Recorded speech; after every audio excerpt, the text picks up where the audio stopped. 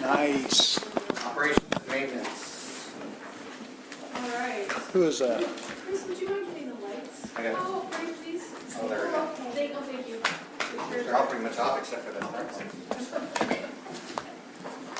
So I have a few slides real quick. I'm going to keep this moving right along. Our Parks and Arts Commission, I wanted to provide a quick update. I haven't really done too much of that yet. As we started in January, we have come to a point where they have come to some priorities in their focus. One of the priorities is funding. They will be concentrating on funding for 2018 on certain projects. So their second priority is a series of projects. Obviously, to do the projects, there has to be funding. So priority is funding. Second priority is projects. One of those projects is utility box racks. So I thought I'd share that with you today. This is probably their top priority as of right now for our very first art project. It's a small project in the grand scheme of art projects within the community, but they would have quite an impact. Here's an example of some utility boxes. I think, are these local? These are all Coeur d'Alene. Coeur d'Alene. So if you are familiar with the corner of Liberty Lake Road and Apple Way, there are two very large utility boxes that are I don't know, owned by the city, controlled by the city. They're the city's boxes, and they're big stainless steel. You can't miss them. So these, there's also another one down here on Liberty Lake Road and Country Vista, and those we thought would be good opportunities to make a first impression on art. So anticipating art from our local elementary schools, this would be an example of some of the art chosen by the third graders here in our own community to put on one of those boxes. Here's the second, this is done by the message board here on the corner. Here's a second example of the artwork. It's a Starry Night. It's a takeoff Picasso that the third graders did through their Meet the Masters work this last spring. So hopefully soon, we've got some bids on 3 different vendors to get a cost. We're looking at around $3,000 for this project in particular. And if this goes well and is successful, which we would anticipate it would be because it's very successful in Coeur d'Alene, then we would move on to some of our other parks, possibly. The library has a big box. So I just wanted to ask for any feedback you might have on it or questions. I think this is a very cool idea. You know, we have some things in our city that are very bland looking, and to light them up, especially when you have art like this. Pretty exciting to see the idea come forward. A very interesting note on this, we had several presentations, and one of the presenters from the city of Coeur d'Alene, who's very well experienced in this project itself, he actually made the statement that they did a research study, and actually because we asked what happens if they get vandalized, or is it a draw? And he said it's actually been researched that it's a deterrent to vandalism. So we do get markings on our boxes on our streets, so it would be nice to say that this would deter vandalism. Any other questions? Looks great, John. Moving along. Just a quick update on events through July 14th. Very busy here in the city of Liberty Lake. Lots going on. Some of it is the typical stuff, some of it is new. New this year on July 7th, we have the Lilac City Community Band kind of opening up our concert season at Pavilion Park. They're a little bit like the symphony, but they're all volunteers and amateurs. So that'll begin the season, and the symphony will end the season. So it should be a nice way to move into our summer season. For the Skyhawks Day Camp, Yes, how much do we interact with them every day. as an organization? Every day. They're already having to cancel a lot of groups or classes, events for the summer. For the sports camp. So some of the sports camps don't fill up, and then, for example, the tennis camps are over capacity. So it's definitely, some aren't as popular and some are overly popular. So they try to move them around and shift their schedule to accommodate. Yeah. And they do make every effort to focus on what does well here, what the community here wants. They're fairly generic with their sports everywhere, but they do try to make a fit for what's going to do well here. Jen, can I get a bunch of copies of those for Saturday? The one we currently have only goes through the end of June. Yes, I can, yeah. Thanks. Project that we're looking at approaching is doing something with the highlighted area that you see on the screen. We have an unfinished, I'll call it a maintenance road or maintenance access that our crew uses to access the diamonds from the south and from the north.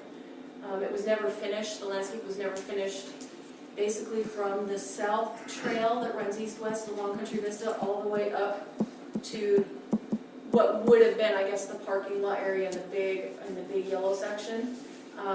So staff is putting some ideas together to see what we could come up with to get that completed, along with frontage improvements, and get some numbers to possibly put into the 2019 budget. And Pavilion Park, I thought I'd make a note that we now are operational from Meadowwood Golf Course on our very own pump this year. And while most people won't notice it, the park is very green and beautiful. What we notice as turf managers is the fact that that park is green from top to bottom, and that is a first. In the 8 years I've been here, I've never seen that. We always have a spot or several spots where it's an issue. Usually the park is beautiful and green. But just a note that the difference with that pump that we have now, we have top to bottom green, and it is wonderful. And thank you so much for supporting that. I can't tell you thank you enough. So our crew, it has made our lives a whole lot easier. So. And there was something else. I think that is all I have. Jen, could I ask you a couple questions? Sure. I'd like to change the tune just for a second, and I would like to talk to you about splash pads.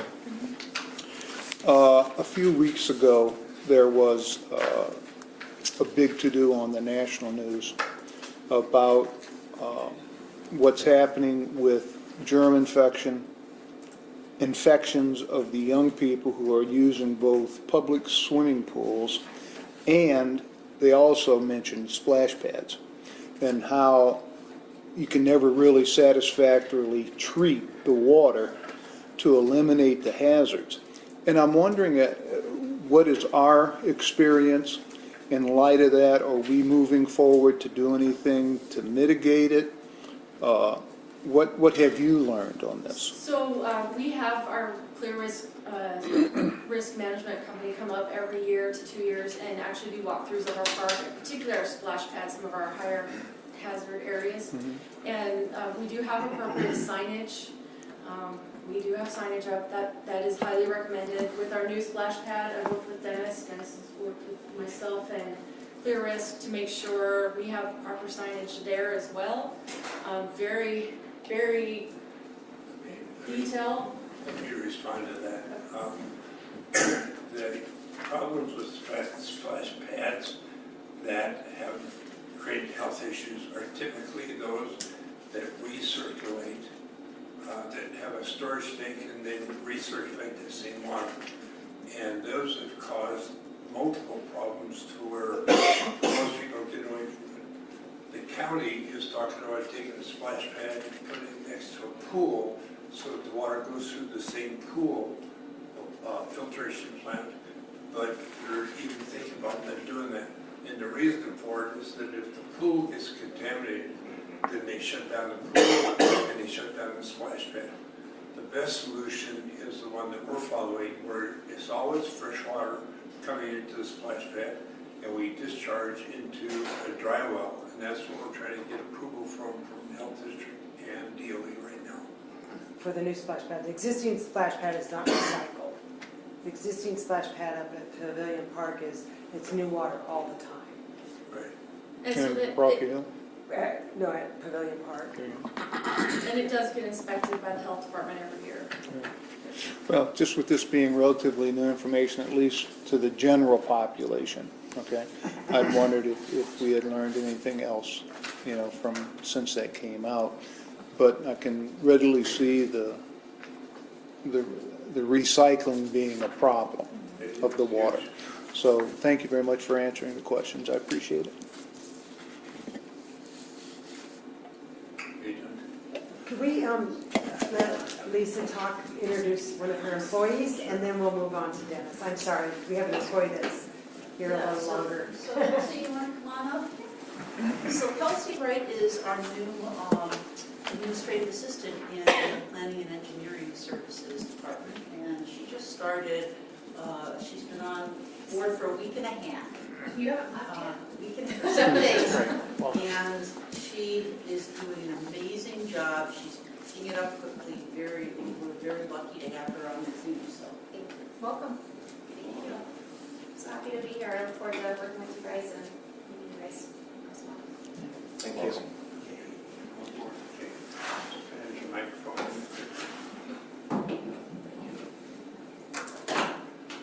Okay, so the first thing is the 6-year plan, CAPI.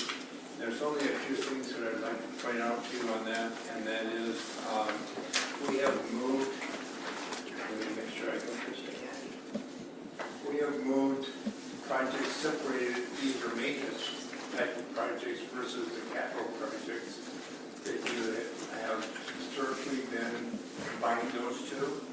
And you'll see that I place Country Vista from Broadway to the city limits and the Lake Road in the maintenance category rather than replacing, doing grinding on Country Vista and doing a complete overlay. If there's anything that probably might need attention is the eastern portion of Country Vista, where it's pretty busy and there's some signs of distress there. But the projects that we're going to focus on for the next few years are right here, and they consist of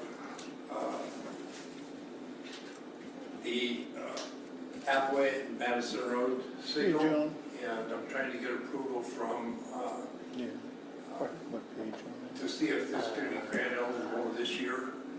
So I haven't got an answer on that that? yet. Thank you, sir. We're planning on doing the bridge overlay in the intersection at Harvard and Wilmington. And this project that I have highlighted in orange is one that I moved up because there's such a demand for improvements along the mission from Corrigan Road to the roundabout, at least to the roundabout, because of the school and people that try to move along that corridor. There is no pathway. The problem with that one is there's some right-of-way issues that we need to resolve, and so it's a little complicated, but it'd be a great project to do.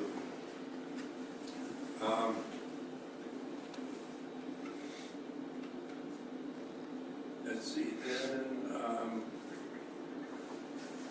I already covered the signals at Appway,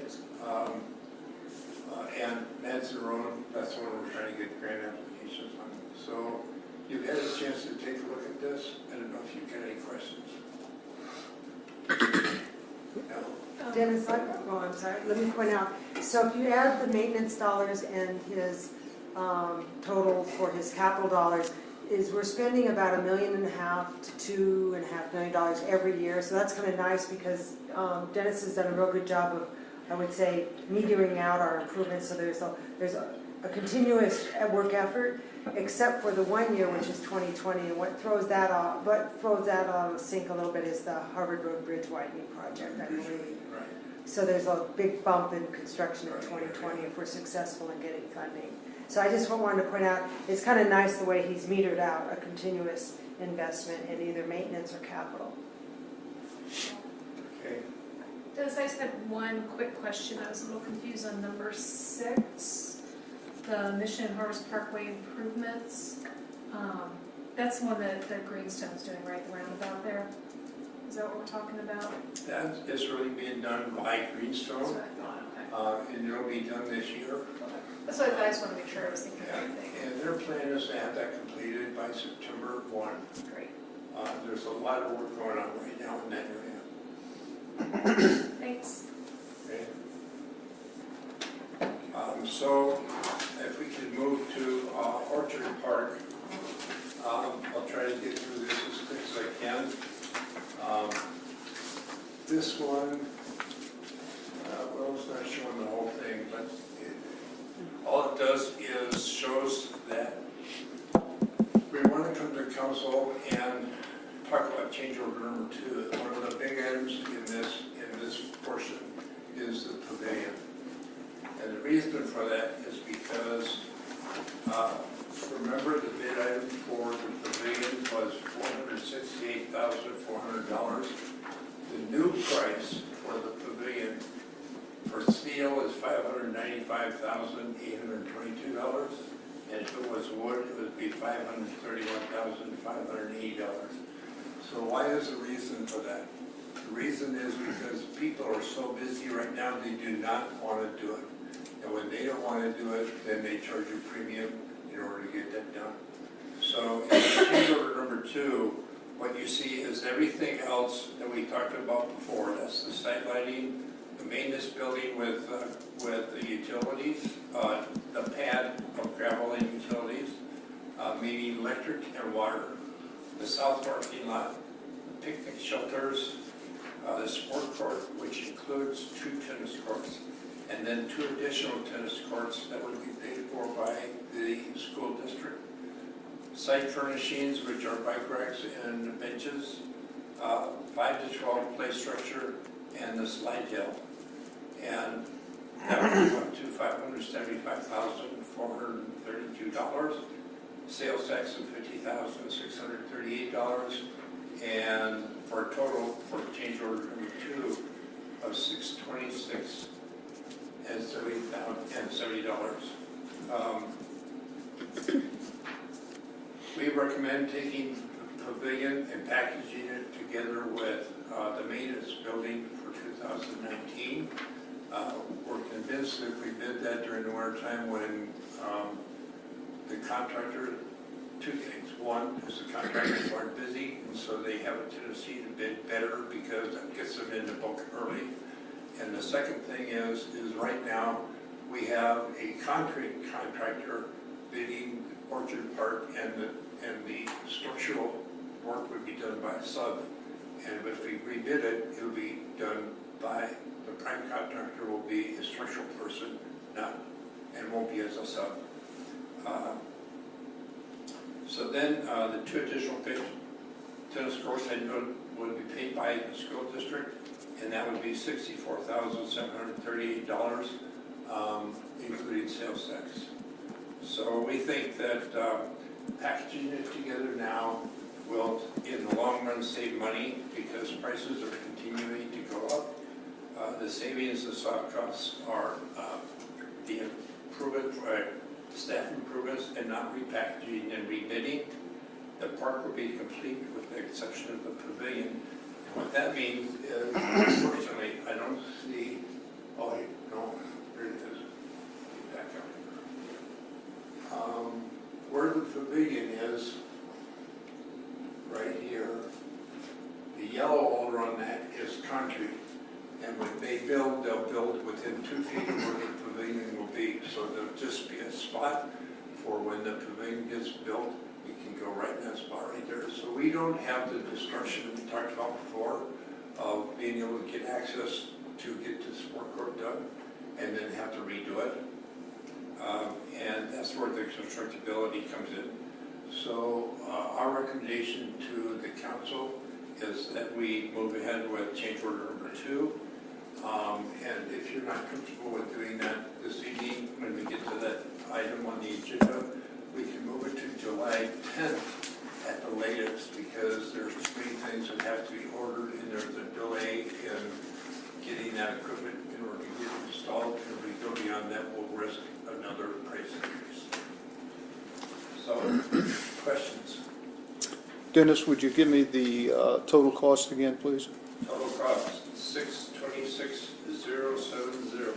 And the cost for the 2 extra tennis courts? And the cost of tennis courts is $64,738. That's included in that 66 number. That's included in that number.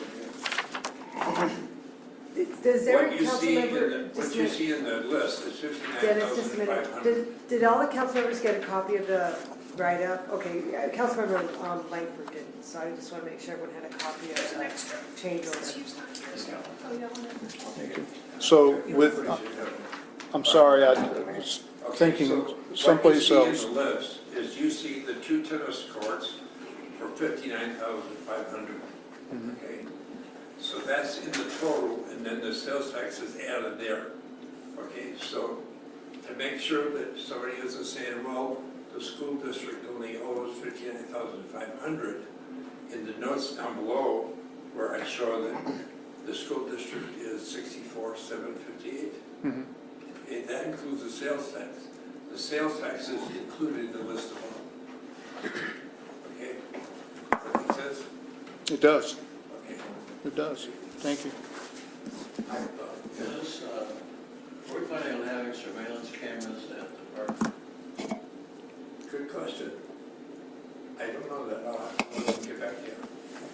Okay, fine. So would that be in the safety and security budget rather than? Well, if we add them now, we still have $70,000 in contingencies. And this, that's one of the other things is that we're not asking to have contingencies on this number, 636. So if we have to add them, we have enough money in the contingencies for that. Okay. Very good, thank you. Okay. Yes. I guess it's not really a question, I guess, but a concern, because I'm going back to the document that was given to us here a month or so ago, where we voted to spend a little over $3 million on the Pavilion Park, and then it showed the things that still had to be done, came up to $1,193,000. Now, my question is going to be, with these changes, how does that affect the $1,193,000, which was phase 2? Well, the number would be higher because of the increased cost of what pavilion is. Well, we have in here $509,619 for the pavilion, which was given us, and then how much is the pavilion now? It's $595, $822. $595 and $530, Plus so approximately $90,000 more. It would steel, wood, 20-some thousand. Right, so those numbers still would have to have sales tax at the end. I guess my concern is this, is that nothing ever goes down. No? All of our bids are always going to be higher than what we think they're going to be, and then the change orders keep coming in and they go higher and higher on it. And I guess I get a little concerned is that how much time frame do we as a council get to really be able to have time to study this? I know you mentioned we could wait until the 10th. Well, Councilman, I think that the issue on this particular project is one where we were all deceived by the engineer's estimate or the architect's estimate. I understand that. Okay, if that estimate would have been more accurate, then we would have said time out, it's time to revisit what we're going to have done, and maybe we would have focused on the north half of the park and not the entire park. So that estimate that they gave us had nothing really to do with anything, and when we had two bids and they both came in within the same range, they didn't pay attention to what the architect's estimate was. They bid it by what their costs are. Right. I understand completely what you're saying. I for one, am supportive of trying to get this whole thing done at one time instead of breaking it up for not only cost savings, but just convenience and just everything. But my concern is that if we get lost in the details, we're breaking it up and we're another 50,000 here, 90,000 there, and that we're looking at approximately $5 million. And what I'm anticipating, we could be 5.2, 5.5 very easily. And suddenly we're going to look back at this and go, how did this happen? How did this happen? Now, I know that Katie, you would approach us and mention that, we're looking at on phase 2, that we could cut out certain things and save some money in there. That was mentioned last time on it. So I guess for me, I really want to see that it doesn't suddenly come down to, oh my gosh, we have to hurry with this. We have to hurry. Because I think when we hurry, it costs the citizens money. It doesn't cost us personally, other than we're a citizen also. I don't feel we're being put in this position.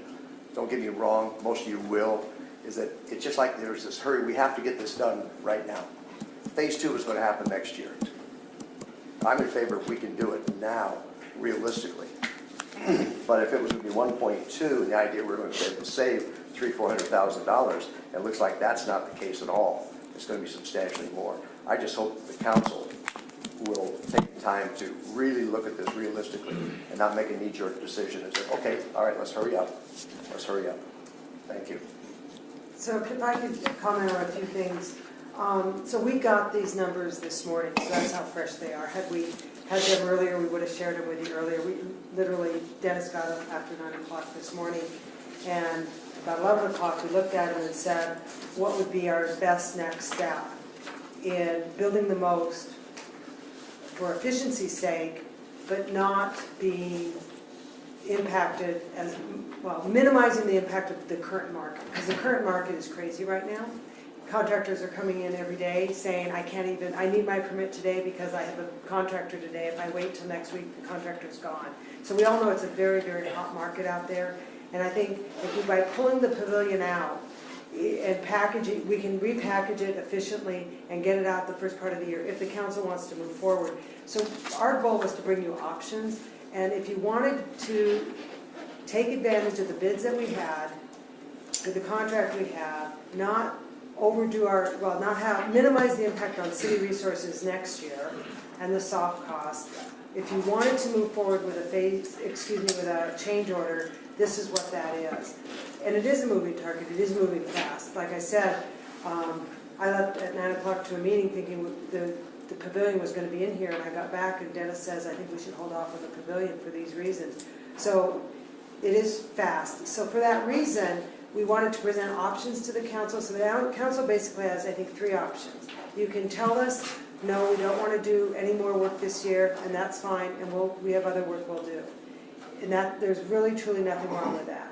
Another option is to award this change order tonight, or to defer it to July 10th. So any of those options are fine with us. We just are, literally getting these numbers and trying to get them to you as expeditiously as we can. We know that they're not going to be honored after July 10th. So not to put pressure on you, but just to be honest with you, that this is how timely this information is. Thank you for that explanation. Appreciate it. Dennis, I like the things I'm looking at, but never in my wildest dreams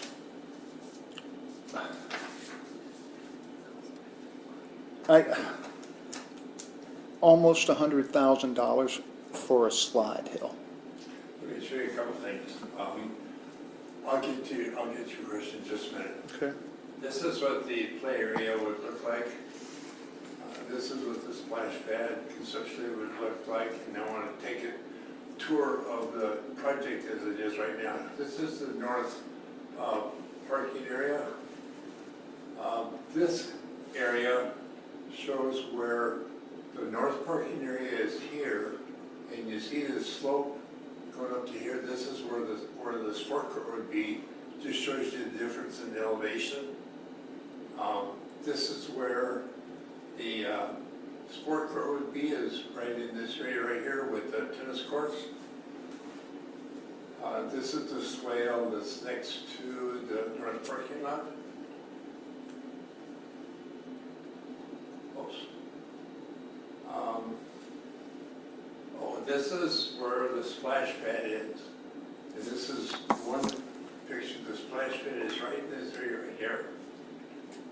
And I'll be back to that. This is the footings for the restrooms.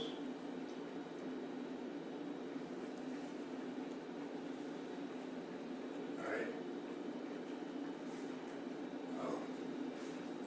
It's not giving me the pictures I want. Is there any more pictures on there?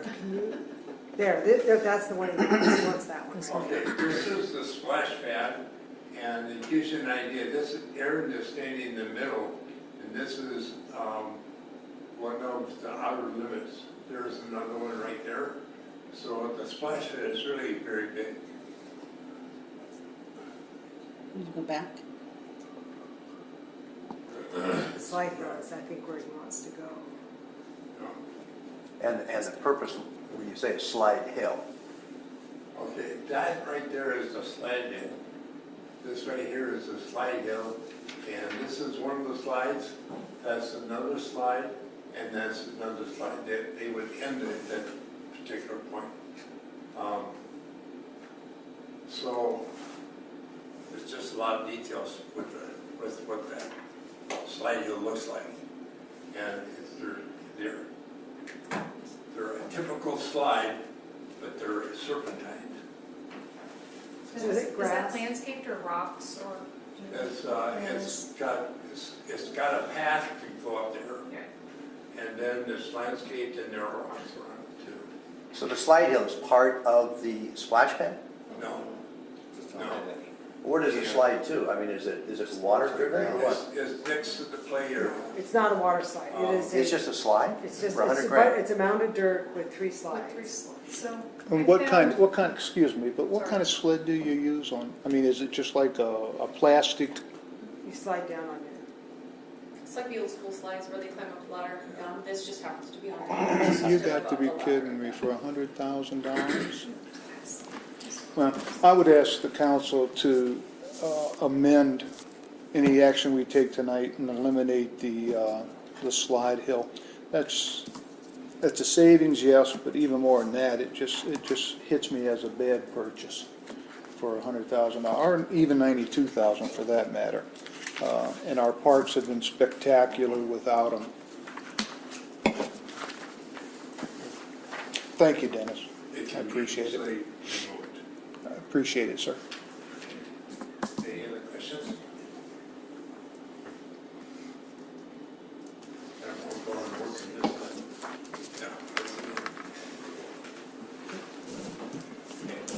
So just before we move on to Lisa, I know this is on your agenda tonight to vote on the change order. Like I said, we make a motion to accept the agenda. You can take it off or leave it. We just put it on there in case you got the information sooner to you. But you can easily defer it to July 10th.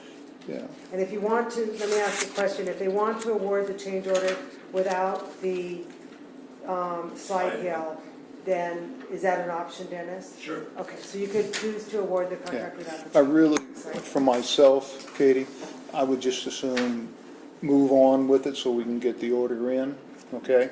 Just less that, but we'll have to see if we've got any other support.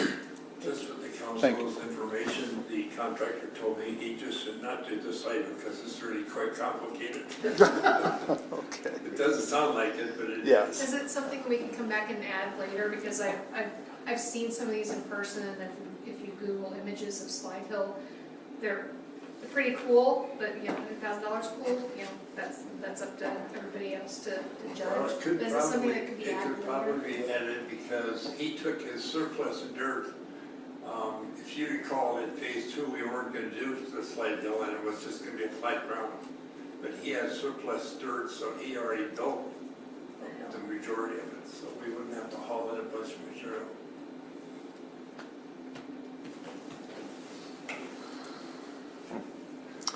Thank you much. So, a couple things before I get into a presentation. At the last council meeting, we heard a complaint from a resident regarding, oh, I'm sorry. It's okay. Okay. At the last council meeting, we heard a complaint from Hollywood Drive regarding our process for scheduling inspections of residential customers. And following that, we did have a discussion with the building team, and we have implemented a new policy as it relates to those residential inspections. And so that issue has been addressed, and we are calling folks and giving them confirmation that they have been scheduled and the time frame in which we will be delivering, or will be providing that service. And if there are delays, we will notify them. So, wanted to let you know that we did follow up, and I did follow up with Ms. Woodruff to let her know that we can address that. So, the second thing I wanted to talk to you about on your agenda this evening is a permit fee resolution that is dealing with the State Building Code Council surcharge. And so, just so you know, in February 2018, the state legislature enacted these changes to this surcharge, which is a pass-through charge. And previously, we were charging $4.50 for all building permits, $4.50. The new fee structure, which goes into effect on July 1st, now breaks out residential from commercial building permits, and residential permit, it bumps that surcharge to $6.50 per permit, plus $2 for each additional residential permit, or each additional residential unit beyond the first. Commercial building permits, it created this new category, and they're now $25, so it's a five-fold increase, plus $2 for each additional residential unit. It is a pass-through charge. We don't really have any choice unless we want to keep the cost ourselves. And at the end of the day, it is a drop in the bucket compared to what the order of magnitude of building permit fees generally. So that is in your packet for this evening, and you put the resolution to adopt this change that the state has adopted. Also, I wanted to give you an update on the 2018 Comprehensive Plan and Code Amendment request. We have 3 from Greenstone. I did pass out a summary for you, so you actually have the text amendments on your desk. We have it from Greenstone, we've got 3 of them. The first deals with bonding and insurances, and the question is that we no longer require performance bonds or surety for driveways and landscaping on simple residential properties. And I think we've talked about this before. The fact of the matter is that the mortgage holder is going to hold their feet to the fire. They're going to want to see that temporary certificate of occupancy turned into a certificate of occupancy. And we do, as we have always done, charge them payment for reinspection and converting units. So this is dealing with surety and performance bonds is time consuming. It's costly to the developer. This streamlines it both for our staff as well as for the development community. So the second request has to do with changing the zoning matrix in the River District SAP to allow for recreational vehicle storage in the RDM zone. Currently, outdoor vehicle storage is not allowed in any zone, and recreational vehicle storage is not used in the zoning matrix. And so that we would simply would change to permitted, again, just in the mixed-use community center. And they would still be subject to screening requirements that are relatively stringent. That's already in code. Yes. Yeah, I have a question. So I got a huge concern with this, with regards to how this gets worded so that there is no way people can come in reading that thinking they can or they somehow can put an RV next to their house. We've had a lot of, we ran into the issue of legacy villas. We have, I don't think anybody dreamed that would ever go in there. We never dreamed that the upscale RV park would ever go in. If we pursue this, I'm just really concerned that it gets scrutinized to the nth degree for the wording so that nobody can. There is nothing in the development code today that prohibits someone from parking a recreational vehicle in their driveway or in their yard. It's actually your CC&Rs Right. that prohibit that. And most homeowners associations have that limitation. Right. So, and this is really more to provide for a consolidated area. Okay, and that's what our intent is, but I want to make sure that it is worded properly, so that's actually what happens. I get, Trutina, people want a place maybe over there segregated, blocked off, so they can put their RVs. There's a place down in Sullivan that's little 55 and up duplexes, and they've got a spot just like that. This just scares the heck out of me going forward, that something's going to slip through that we didn't expect. I mean, if I lived there, if I bought a place in Trutina or wherever we're talking, and that ends up going in next to my house, I would be livid. So it's only the RDM zone, so it's not in the RDM RDM zone. Yeah, so let me go back to the map.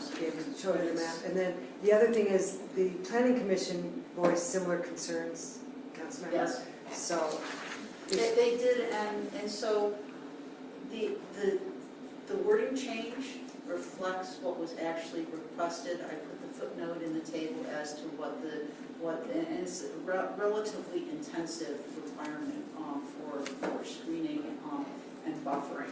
However, having said that, I think that either A, there may be some revisions. One of the things that we had talked about at the Planning Commission was that it might make sense to, if this was to be permitted, to actually call it out as a limited use and to put much more limitation on it. And I believe that, in talking to the applicant, that they may be proposing some of those changes at the hearing, having heard the reaction of the planning. Well, and I think that's part of my concern, is that the wording, the request is coming from the developer and not from staff. They are going to word it the way that it suits them the best and gives them the most leeway. That's not what we're in business for. We need to protect, our lands and how they, and the aesthetics of our community, and we need to put as much verbiage around that as we possibly can. I know this was a presentation at the Planning Commission. I was there and listening to it, and I understand completely why they want to have this, and I actually would support where they're going to be putting it, because this would be at the far end. One of the concerns I think came out of that meeting that I certainly had was how high the fence would be, and is there going to be sufficient landscaping to block that, because a typical RV, by the time you have the air conditioner on top, is about 11.5 feet tall, some of them 12 feet tall. And if you put up an 8-foot fence, you're still going to have that. So if the requirement is that they have sufficient landscaping around that, shrubs, what have you, at a certain size when they put in, it will circumvent that quite easily. And the as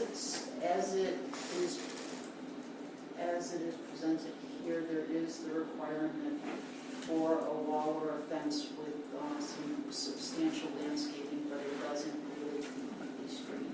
And so that's our standard for any outdoor storage, screening for any outdoor storage. So it's not to say that it could get beefed up, and I'm sure that that's going to be a big part of the discussion at the hearing. The third request, also from Greenstone, is again requesting to eliminate minimum and maximum lot areas in the R2 zone. So it really only affects these two areas of the city. And the concept here, a couple things. So the River District right now doesn't have minimum and maximum zones or lot sizes. What controls the lot size? You still have control on it, because you still have to meet the fall within the minimum and maximum densities that are allowed in the zone. They still have to meet all the setbacks, and they still have to comply with lot coverage requirements, so they can't go above a certain lot coverage. And so that's the request. I still don't understand why they want it. Yeah. So here would be an example, and so in Rocky Hill 3rd edition, 4th edition, they are right now, they platted some lots, and I'm not really sure how this happened, because there's lots that are just under the minimum 5,000 square foot. They're like 4,900. I'm not sure why that was approved, because they're too small for zero lot line duplex. They're not large enough for single family homes. So what they've been doing is they've been actually constructing homes that technically meet the definition of a duplex, because they're connected by the foundation. And so I think the thought is that it's silliness, it's a workaround. It's the housing product that they're looking for, and that's why they want to do it. We're seeing Greenstone really getting into more of that, what they call the middle housing market, where you're a little bit more compact, you're a little bit more urban, you're a little bit closer together, and they've been doing the cottage housing is a similar concept to that. And so that's my understanding. So what That are doesn't make sense to me. I don't understand that. The cottage housing still meets the minimum standards. I'm sorry. The cottage housing areas still meet the minimum standards, It's correct? because it's clustered, this is clustered, so you, I understand that, but when you take away minimums and maximums, it becomes too broad of a spectrum for them to be able to do what they want. And I have great concern about that, and I think we all should. When we allow it to go into R2, and we haven't, how are you going to restrict R2 across the full spectrum? If we allow Greenstone to do an area that's already been marked R2 into that, what's preventing that from somebody else in an R2 area asking for the same? right, they're actually changing this in the R2 zone, that's my point, is that, so R2 is in this area and it's in this area. Yeah, what about if it's not in that area? We have plenty of more R2 areas. We don't have any more R2 areas. We don't have any R2 areas. Those are the two R2 zones. Mm-hmm. That's it, there's no more even that's developed, that's R2? This is the extent of R2 in the city. No. Yeah, because I guess my There's concern is, we look 20, 30 years down the road, and some of the houses start falling apart, Yeah, people they start wanna buying put 'em in. lots to tear down and rebuild, and we're gonna end up, with unintended consequences. So to add clarification, I'm going to do my best. So this code amendment only pertains to the River District, correct? That is not correct. That is not Only- correct. It only And Rocky Hill, pertains that's to the R2 problem. zone, which we have a little sliver of over here, and we have up in the, So the one is the mobile home park, and then the other is the Rocky Hill Park. So, So, part okay. of Rock, just a little part of the northern edge of Rocky Hill. And so basically, And it's- if you were to approve this, if this got approved, then it would allow them the flexibility to do more townhomes, connected foundations, is that correct? No, actually, the connected foundations is the workaround for the smaller lots. So what Right would now, happen- they can do zero lot line, they can Okay. do duplexes, they can do townhouses, as long as they meet certain. So what would this, approving this, what would change? What would change is that you could do a single-family home on less than 5,000 square feet. So the thought is that you could do smaller homes. You still can't exceed the lot coverage, even if the lot goes smaller, you can't exceed 70% lot coverage. So just to be clear, it would allow them to do single-family homes on a smaller lot? Yes. Okay. And So that's- I- Unless do you mind, I'm gonna flip one of the lights back on, because in the dark, these look like, so if this color is correct, this is also in our R2 zone, so is this. And granted, they are Doesn't matter. built right now, but if we make this Yeah. just R2, again, if these things start falling apart and somebody decides to come in and do tear downs, they're going to be allowed to do what they did over there. Or they're allowed to do a Those two single-family are home, P. which is what's there now. Those two are P zones. Yeah, I'm trying to. The color coding shows Oh, I that, see, I'm sorry, I see. color coding shows it as R2 here, and this is the stuff right behind, down Maxwell, behind Guardian Angels. The point being, when you drop minimums and maximums, it opens up Pandora's box to do whatever they want. And we have a beautiful city, and I really don't want to see houses congested in smaller scale properties. Nor do I want to open up the opportunity for other developers in other areas and other zones to say, well, you dropped the minimum and maximum for these guys. We want the same thing. It's getting too muddy when you do that. And I'm not comfortable with it in any way, shape, or form. I think some of the things they're bringing to us make sense, but this does not. Does this have to go, is this a hearing examiner type of deal? No, it's not a hearing examiner, this is legislative, so this is your annual comprehensive plan and code amendment cycle, it's privately initiated. So the planning commission will actually have the hearing date at their July 11th meeting. They will be coming back and they will be adopting their findings and conclusions and recommendations at August 8th. At the August 21st council workshop, I will be workshopping this item with you, let you know what their recommendation is. I will have the recommendation at that point in time. and we will need to get the hearing scheduled for September 18th. Or thereafter, if you need more time, if you need another workshop. But at the end of the day, the applications have been received, and so the applicant is entitled to due process, so. That's where we're at with that. The other thing I just wanted to make you aware of, Go ahead. so the other thing I wanted to just give you a heads up on is the fact that River Crossing East preliminary plat is moving forward. Just got revised plat today with it's the total of 585 lots. It's zoned principally RDR with also Where is she RDM talking zoning about? That whole piece? over in this area here. The total area is 164 acres. It's, and it has approximately 35 acres of open space, including Orchard Park. This hearing does go before the hearing examiner on July 25th at 2 Is that p.m. Harvard? If you're interested, it will be here at City Hall. Under the new code,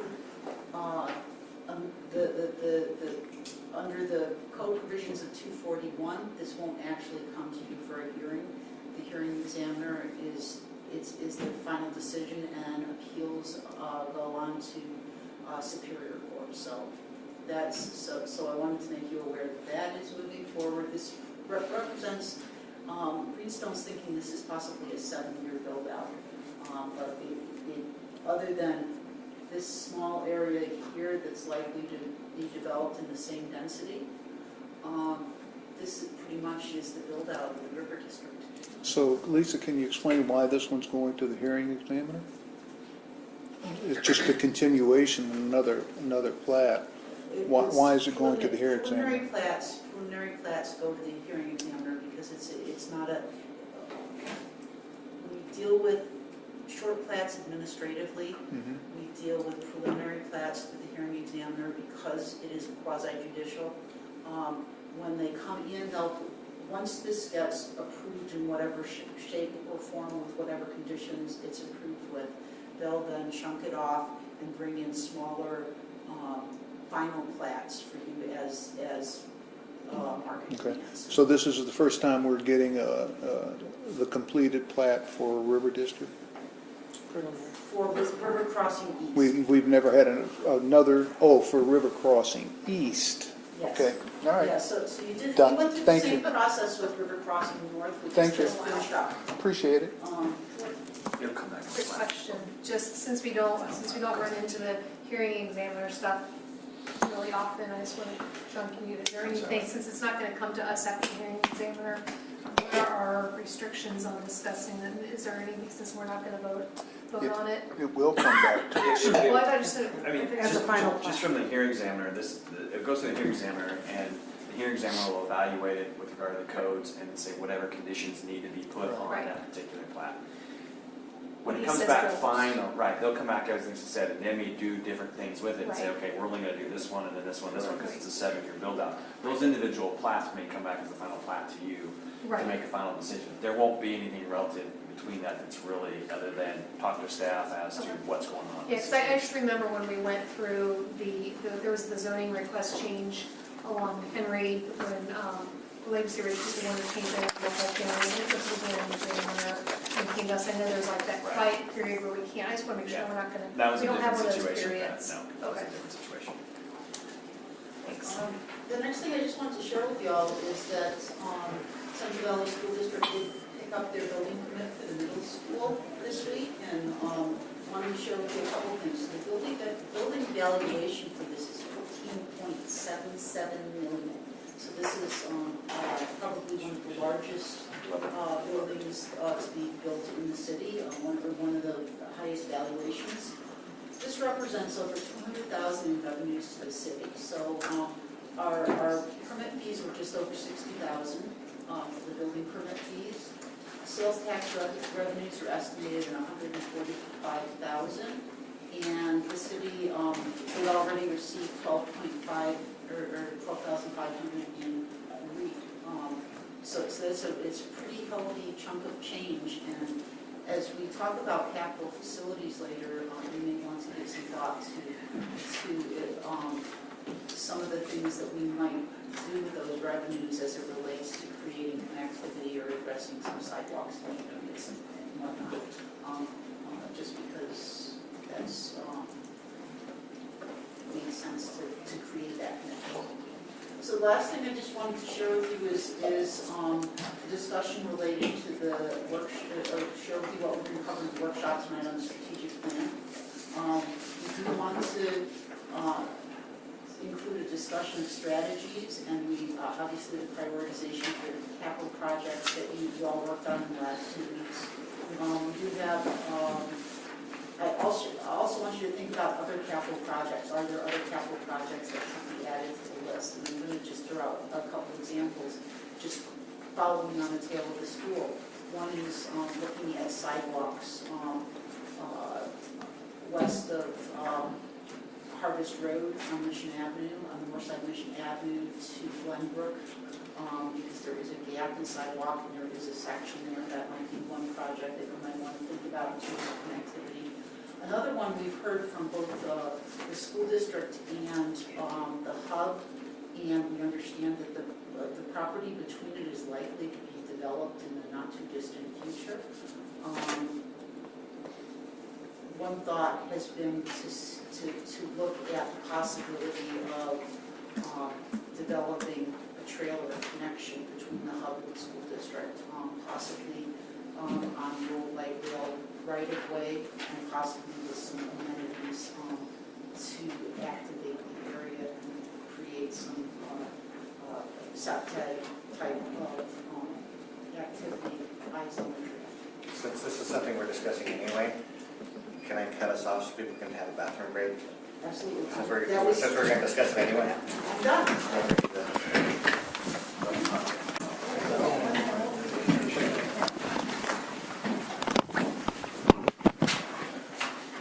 Lord, this is the day that you have made. Rejoice and be glad in it. And let us accept the wonders that you've helped create, the friendships you've helped make, the guidance you've helped give. Let us understand the things that we can change, some of the things we just can't change. We dedicate our service to you and to our community going forward. Amen. I pledge allegiance to the flag of the United States of America and to the republic for which it stands, one nation, under God, indivisible, with liberty and justice for all.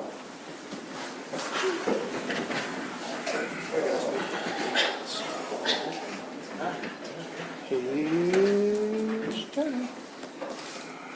All right. Are we all here? I move to excuse Councilmember Seegers. Second. Moved and seconded that we excuse you. Further discussion, not hearing all in favor, say aye. Aye. Opposed, there we go. Mayor, I move the agenda before you with the change of bringing 16 up above 14.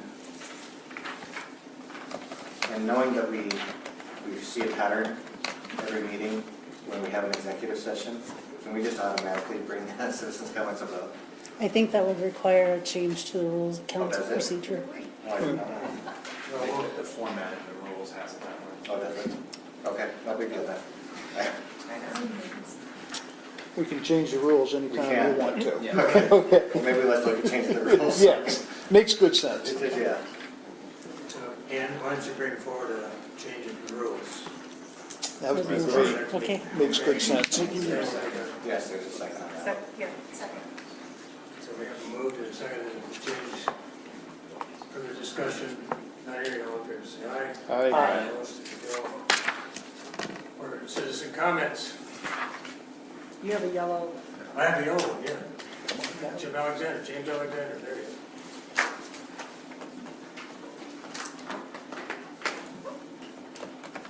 Good evening. James Alexander, Legacy Ridge. I saw on the agenda that you were considering some traffic improvements and that sort of stuff. I'd like to comment on the two. First of all, I live in Legacy Ridge and I have a very good view of the eastbound on-ramp to I-90.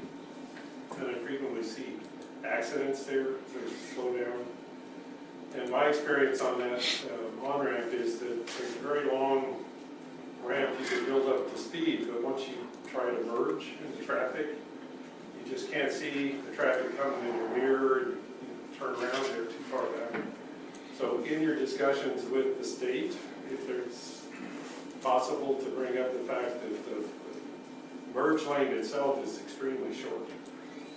So I think it's just a bad design that causes accidents, and because we could somehow build that into our future plans, and I know it might take a little time. Is this the eastbound that you're talking about where? Eastbound I-90 off of Country Vista, just before you get to Broadway. That whole section is in kind of the design process right now going forward. So I thought maybe it's, But I appreciate that. I mean, that's a personal experience, right? yeah. That's what we need.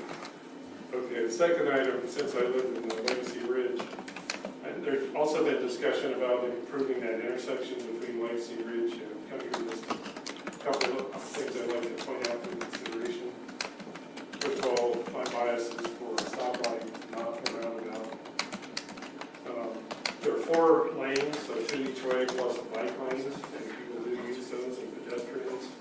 There's an apartment complex nearby that has folks that are, there's school buses that stop there a couple of times a day, so there's children. And when you're on Legacy Ridge and you look to the west before you pull out into traffic, there's a hill there, so it's very bad sight line, which also, if you have a stoplight, might help. And then we have a new development in Legacy Ridge. I don't know how many houses, but it seems like it's going to more than double the number of houses up there. And then you have the high school coming. So if we're going to solve it, I'd like to solve it with a stoplight, please. And then I've seen a study, and maybe there's studies that go both ways, but 2-lane roundabouts are either the same safety or maybe better than a stop sign. But when it comes to 4 lanes with people going in and then having to change lanes in the middle, that actually might cause more accidents. Well, I appreciate that, James. That's, that's all in the process of, one of the things I experience is down on Broadway and out for and, unless you stop traffic, there's never an opening. I appreciate the comments. Thank you. Any other comments? Let's find illustrious group of citizens we haven't been there. Okay, well, I have a couple of things. First of all, we have presentations, so recognition of our Dan Tasiki, our guy.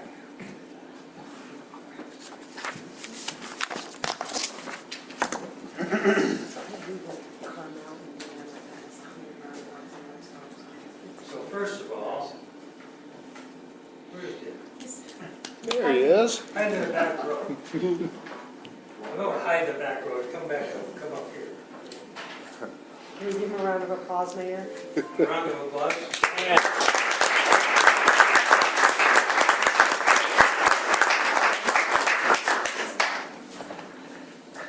I'd call you Mr. Safeway or Mr. Yokes or Mr. Grocer or something.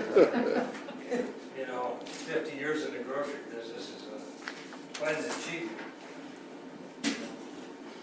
And I think one of the things that is most appealing to me about Dan is when he came to the community back in 2001 or so, that he just jumped right in. And, it didn't make any difference what group you were or whatever. The first person you sought out was Dan at the Safeway at that time. And you said, can you help me? And sure, what do you need? What is it? Ice cream or candy or time or space or money? everything. I mean, it was just, the answer was always yes. And then the other answer was, I know a guy. I know a guy that can help you. There you go. I know the guy that can, help fund this or do that, or, we'll get there. We'll twist some arms, but it was always yes, He's an Italian, so he's used to twisting arms.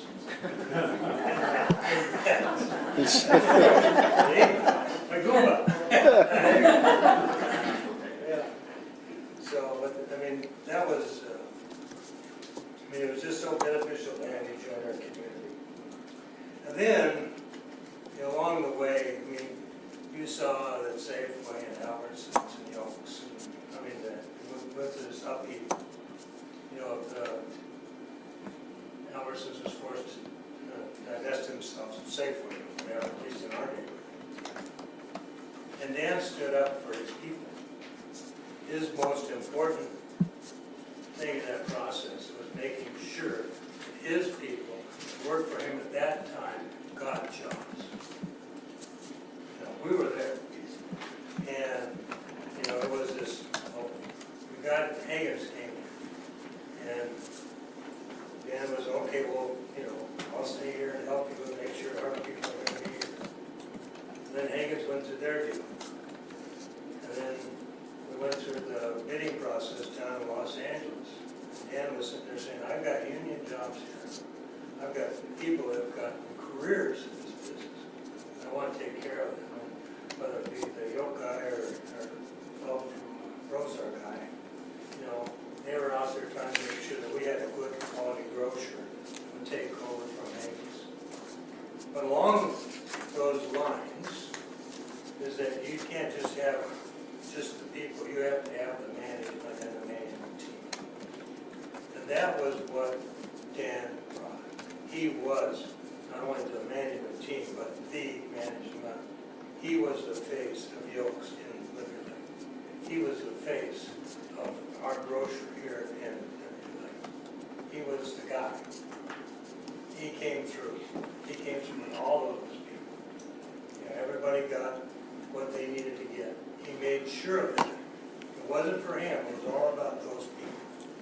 And that really stood out. And, that's just kind of the quality citizenry and quality businessman that you have in this community with Dan this evening. He's been there for the city when we've done some things in the park, or Jennifer when we needed some help out there, or Friends of the Green Park.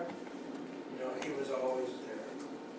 And so it's my pleasure to recognize Dan for 50 years of service in the grocery business, but a good 16, 17 years of service to living. And I know Chief Scott's presentation, but before that,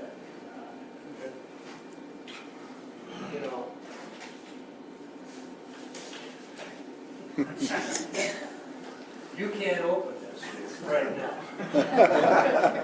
But I can guarantee you, this is exactly what retirement deserves. So, on behalf of the mayor, thank you for all your service. Thank you for your friendship. Thank you for being the model citizen that Liquor Lake desires to have. And Chief, I think you've got a presentation too. Thank you. So I just want to echo the same thing that the mayor had to say. On behalf of public safety, Dan's been a huge supporter of the police department and public safety in our community, to the point of during Halloween, when we want to give out candy to the kids in the neighborhoods, Dan provided us that candy to do that.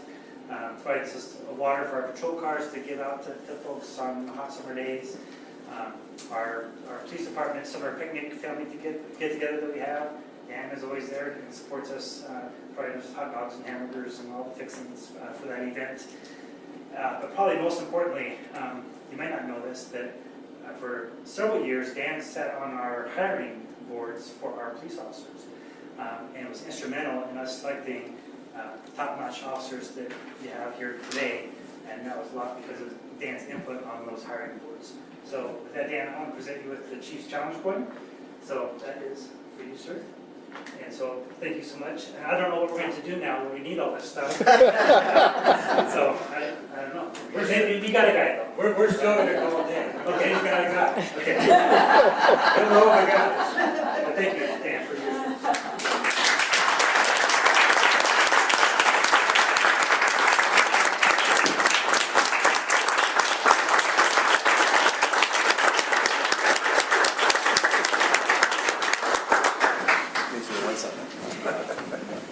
Thank you, this is quite the honor, you know. I'll be, we've been here 18 years now in Liberty Lake.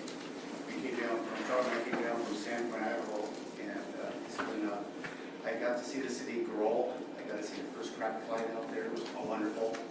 A lot of things have happened in the city, and I'm really proud of the city. I really am. It's been a great city to live in, and the stuff that the city does and the community does is awesome. I want to thank everybody here that has worked with me. It's been awesome. The Rotary Club, the Lions Club, you know, Kiwanis, they've all been really, really fun to work with. And one thing I wanted to add is that it's just not me. I have 104 employees that support me.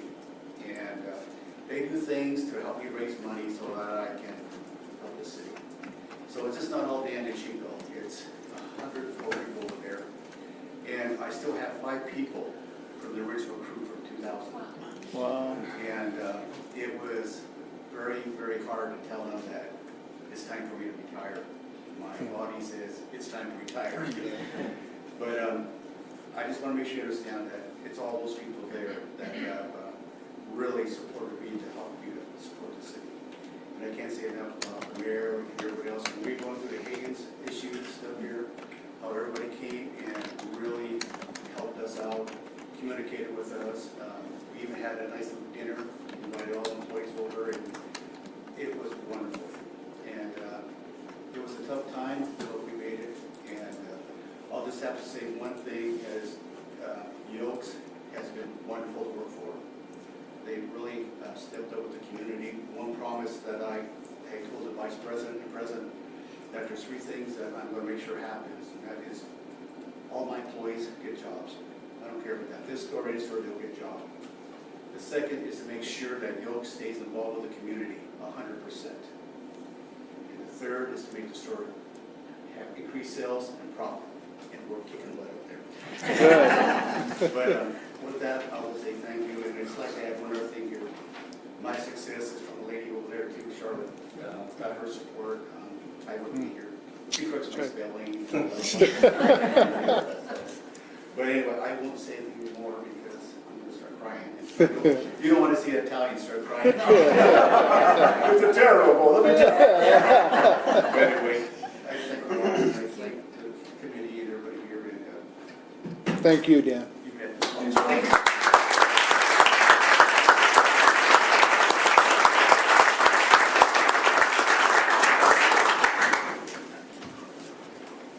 Joe, Friends of Pavilion Park.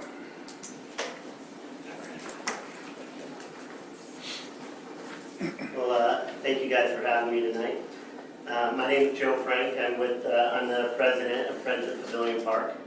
I can be long-winded sometimes, so I wrote down my notes to try and keep it short and sweet. I just wanted to take this time to kind of give, a short history on Friends of Pavilion Park and, the value I see in the organization. So going way back to the early 1900s, Liberty Lake was long known for community events that drew people from the entire region. And if you've ever attended the Holiday Ball, you've seen the pictures that the Schneidmiller family puts into the auction that depict those events. It was this history of gathering as a community and the importance of open space and programming for that open space that led to the formation of Friends of Pavilion Park. Now, when I'm getting prepared for this, I tried to look back and see when exactly Friends of Pavilion Park was founded, and I could not find the exact date that they were founded, but I know for a fact it was before 1996. The founders of FOPP were citizens looking to create a more connected community through capital funding for a regional park, which is Pavilion Park, and a regional trail system that connects out to the Centennial Trail and pulls the whole community together. It was the success of this venture that really evolved into the discussion around the type of government the community wanted to see. In the early years of FOPP, after the park was built, there were a handful of concerts and movies. However, as the city, or at that time it was just the community, as the community grew, so did the community programming for the park. In 2001, there were several concerts over the summer, and that's the year that we started the movie series as well. After many discussions, the leaders in the community at the time decided to incorporate, and the city was officially founded on August 31st of 2001. And I'm not sure if it was a coincidence or not, but the first symphony in the park was held on September 1st of 2001. So the day after the city was founded, the first symphony concert was held in the park. Has been since that year that the annual tradition of the Spokane Symphony in Pavilion Park began, and for many years the city's birthday celebration was actually held during that event. Since that time, a lot of things have changed. And don't get me wrong, the change is good. But the city began to grow at a much more rapid pace, forcing the city to focus on critical issues that a growing city must deal with, in terms of creation and maintenance for all the capital infrastructure. With this new burden, the city played less of a role in the community programming that was driven by Friends of Pavilion Park. FOPP played an important role in creating a culture of community gathering that still exists and defines our community today. At a time when the city did not have the resources nor the manpower to tackle such an effort. And if we fast forward to today, and the city of Liberty Lake is the fastest growing community in the entire region, and is still attracting people to our city based on a culture of community gathering. It is my experience that a very high percentage of people choose to move to Liberty Lake due to the consistent and quality of community events put on in our community. Many people believe these events to be organized by the city itself. I think if you were to go out into the community and ask who's putting on these events, they'll say the city. It is only a small group that knows these events are organized and executed by a group of volunteers. And in the reality, that's how it should be. Because we really do see ourselves as a true partner to the city. We see the city benefiting from the goodwill and community perception that comes from our events, and we benefit from the support of the city. FOPP wants to continue to grow and build upon our history of community gathering and play a larger role in park programming for the city. But that is a big task, and it will take even a larger level of support from the city. You know, as I was thinking about, coming here today, and I greatly appreciate, all of you guys' commitment to the city. And I was looking on the website, and, it actually, it made me proud that, the events that we do, are really modeled. This is the main image that comes up when you come to the city website, which is depicting, something I think we all see when we think about summer at Liberty Lake. And it's the community coming together and enjoying the symphony and the other events that go along with that. So, that's, it's a brief history of what we do, and I'm definitely willing to answer any questions I can, but I just wanted to take, 5 minutes or so to make that presentation. Yes? You and I had an opportunity to sit down and talk, have a great conversation about what you guys have done and some of the things that you're hoping to do in the future. Can you shed some light for the council on what the Friends of Pavilion Park would like the city council to embark on moving forward from a team effort and collaboration with FOPP? You know what? I mean, the city has supported us in, financially on and off through, since the incorporation. And obviously as the different periods of time, it was different levels of funding. and we dealt with it. They also, through Jennifer and her staff, they helped, a great deal in putting on those events. Over the last few years, the city's growing, and we've had a lot of similar board members, and our goal, and we've actually been successful over the last few weeks of growing that board and trying to get, better representation for other parts of the community that we can start to program for other parts in the community, not just for Pavilion Park. I think it's always been the case that even though we call Friends of Pavilion Park, that was merely because, it was the first park and it was created even before the city. But the whole idea is to bring this sense of community and gathering to the entire city. And so our goal going forward is to, expand the offerings and pull people in from River District and look at what kind of programming we want to do for Orchard Park.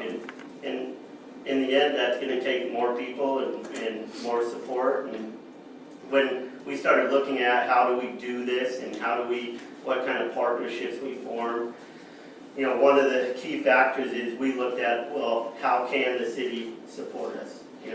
What's the best method to look at and say, where do those dollars make the most sense? And the symphony it seemed to click. I mean, it's the longest running event. It is a celebration of the city founding, and I think the city needs to have those traditions. I think there's going to be events that are going to come and go. We've seen them. I mean, we've done events that worked and events that didn't work. But the symphony is one that I think really, it's near and dear to my heart, and I know it's near and dear to a lot of citizens' heart. It really embodies what I love so much about Liberty Lake. And so that's, when we heard about the Parks and Arts Commission and we started to engage with them, that's the message that we talked to them about. And at that point, we weren't looking for, it was our assumption that was the path to go in terms of looking for a financial relationship with the city, was to go through Parks and Arts. And that's who we went through to gain their support. So that was kind of our request, Parks and Art, and we weren't making an official request outside of that, though, if the council see it's appropriate, then, we would appreciate that. But I think our goal is to get the symphony funded, and that one gives us a little bit of breathing room to be a little bit more creative with our fundraising that, we feel has gotten a little stagnant. That we can look at different ways to fundraise and engage the community and the citizens that live here, rather than, some corporate sponsors that in many ways aren't actually even living and working in our community. So the follow-up question to that, it's kind of two parts.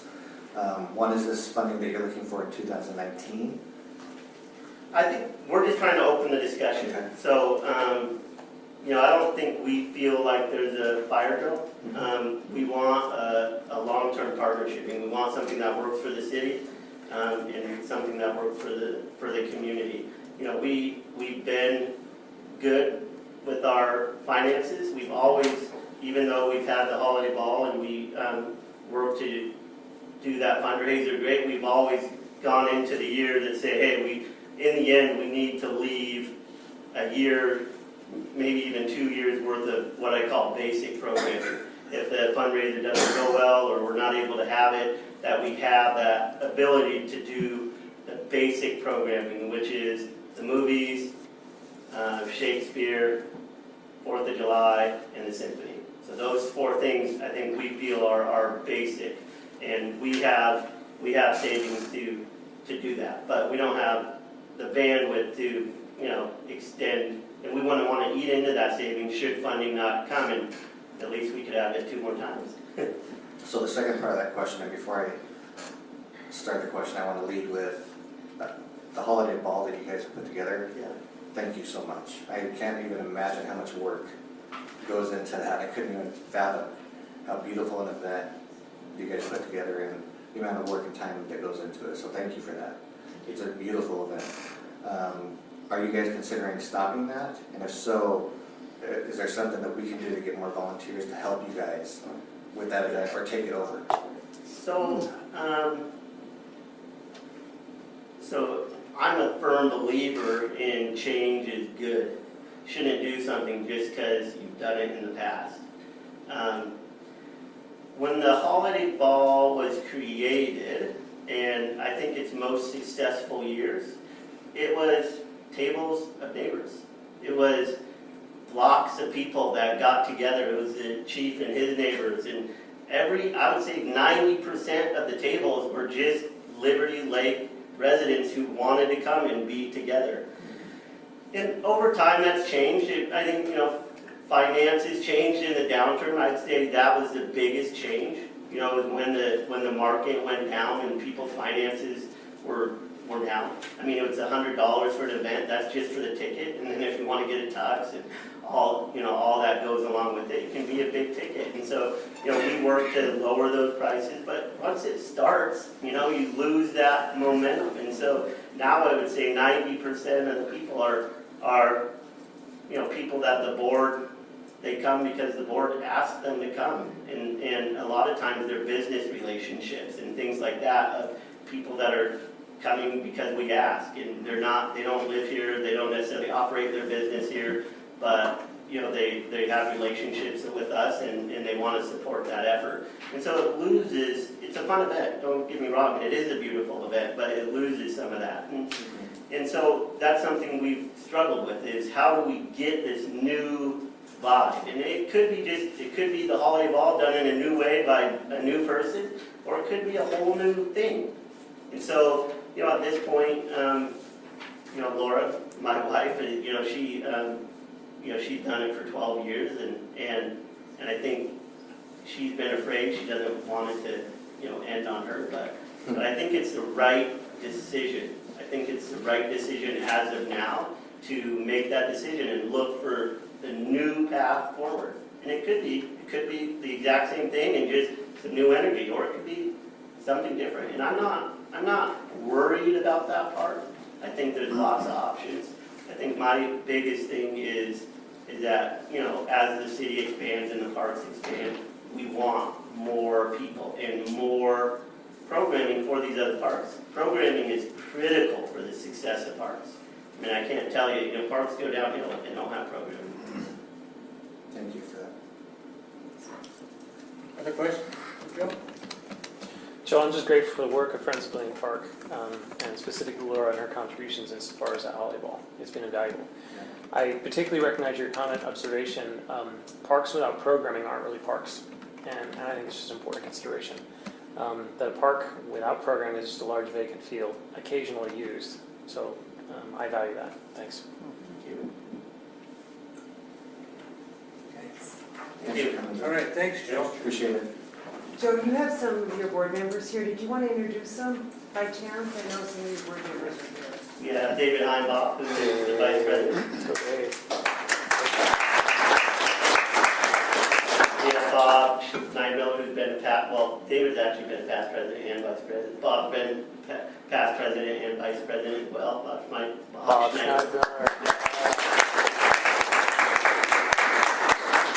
And then Jennifer Camp is also on our board from the city. It's invaluable having that support and just having that insight into how we create a good relationship with the city has been fantastic. Thank you, Jen. Thank you, sir. Thank you. Thank you.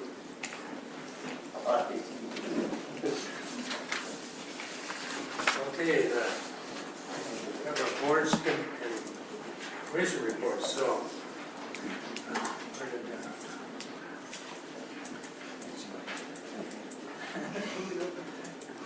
Pretty moved about the country. Carol, do you want to lead off with the library board?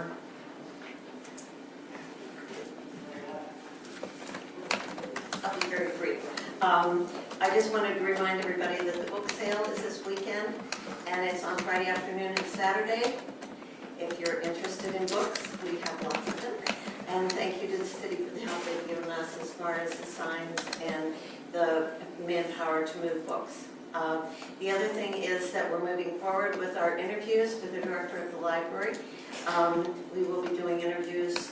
The initial interviews will be mid-July. We have had some wonderful candidates that have applied, and there are 5 or 6, I think, initial candidates that will be interviewed via Skype. And so I don't think there's any concern that we won't be able to meet our timeline as far as hiring for the new library director. So that's all I have to say for tonight. Any questions?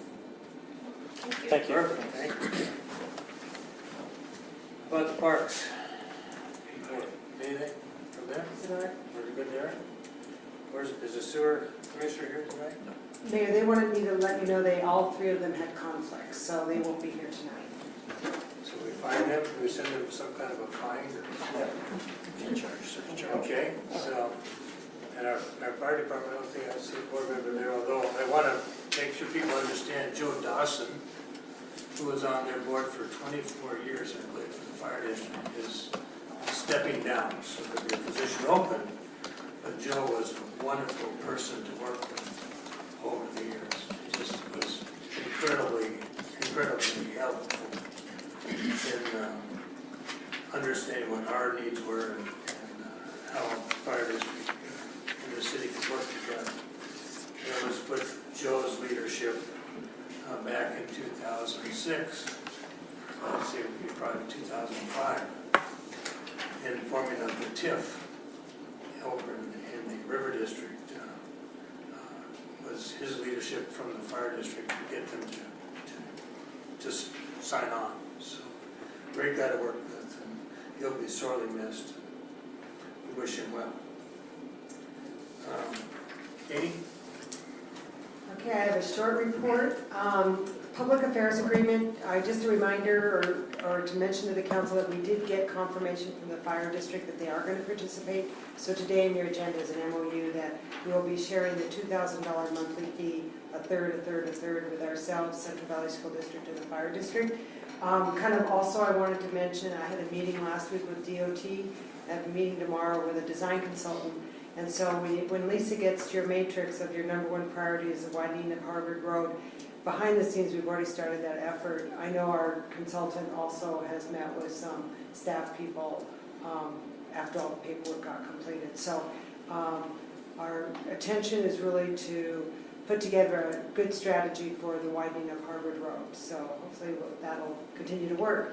The other, pardon me? Quick question, Yes. Katie, I don't know if I should ask now or whether the agenda item comes up. Does it matter to you? You can do it now. Okay, so I know we talked last meeting about, how we're splitting the payments. Looks like that got taken care of, spreading it out in 12 payments of $2,000 anyway through May or June, so that worked out great. Does it matter in the scope of work that it only references Central Valley School District and Liberty Lake and not fire district, fire? There's several instances where we mentioned the city and the school district, but not the fire department. Does that matter? So I don't It's think part it of the does on scope the of board, work. Sean, but clearly the agreement is directly with the city of Liberty Lake, and then the MOU is between the 3 parties on how they're going to pay. I think a combination of the two should be fine, and I think the whole intent of the parties is to be collaborative with agreement and then the MOU. And so Carol Johns mentioned the recruitment, so just a little bit more. So we did receive over 15 applications for our library director. We were wondering if we got the word out. We got a number of applications from the East Coast, the Midwest, the South, the West Coast, so a lot of good quality applicants. We expect that we'll be talking to 5 to 6 through Skype. And then the top 3 we would bring to Liberty Lake. So that'll probably be right around Labor Day. So that's kind of the timeline. The interview panel will be myself, RJ. We have 2 staff people at the library, 3 board of directors that want to participate. And then I also would like to probably invite someone from the library in Spokane. That's kind of what we're thinking. The director of planning and engineering went out, it's probably been 10 days now, approximately, maybe 2 weeks. It closes the end of next week, and I think we have about a half a dozen interviews. This one will go very quickly. We want it to go very quickly, and the interviews we're looking at would be mid-July. So if council, if you guys have any questions, let me know, but we were basically going to put together an interview panel of some internal staff and someone from outside our region, and then someone from the planning commission. When I say outside our region, another city in another jurisdiction. So that's kind of the update on that. I'll keep you posted as we move along. We have, like I said, a half a dozen applicants, and we have about a week and a half left of the ability to get your application in before the end of the month. So with that, I will very quickly go to dates to remember, and I won't touch on all these, but I did want to mention the USA Games on Wednesday. Some of you will be in Yakima that day, so I think Councilmember Dunn is going to say a few words at 8 a.m., but I think you're all invited. The 4th of July, we all know we won't have another council meeting before then, but the band and the band, effort is put together by the Friends of Pavilion Park, and then the fireworks will follow. And then the Lilac City Band, and Jennifer mentioned this is a band in Spokane that volunteers to play out here. So it's a no charge, kind of interesting. It's a new event for us. And then July 10th, I wanted to mention that SRTC was very interested in getting all elected officials to attend a meeting that they have. It's unfortunate, but it's July 10th. It's at 6 to 8, it's at Gonzaga, and it's the same time as our council meeting. So there's a conflict there, but I still wanted you to know that they have a meeting. And evidently the speaker is from Oklahoma. He's a former, I wish I had handed out his brochure, but he's named one of the world's 50 greatest leaders for 2018 by Fortune magazine. So, but unfortunately, it does conflict with our council meeting. So, wanted to make you aware of that. So, Mayor, that concludes my report. Oh, and I'm sorry, I always have one other thing I wanted to add. I have to tell you that when I do go to events where there are other city managers, they always ask, what does the city do to get all these events in your park?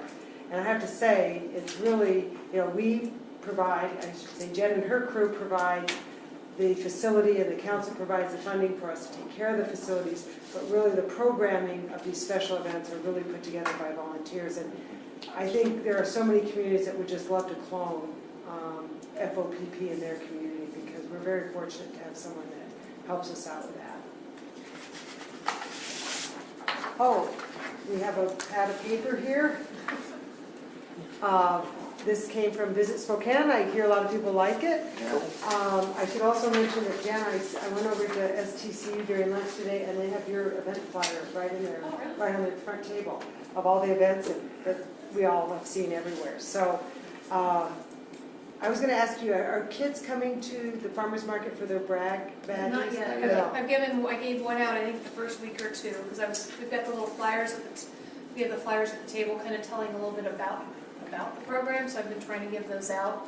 But unfortunately, this past weekend was rainy.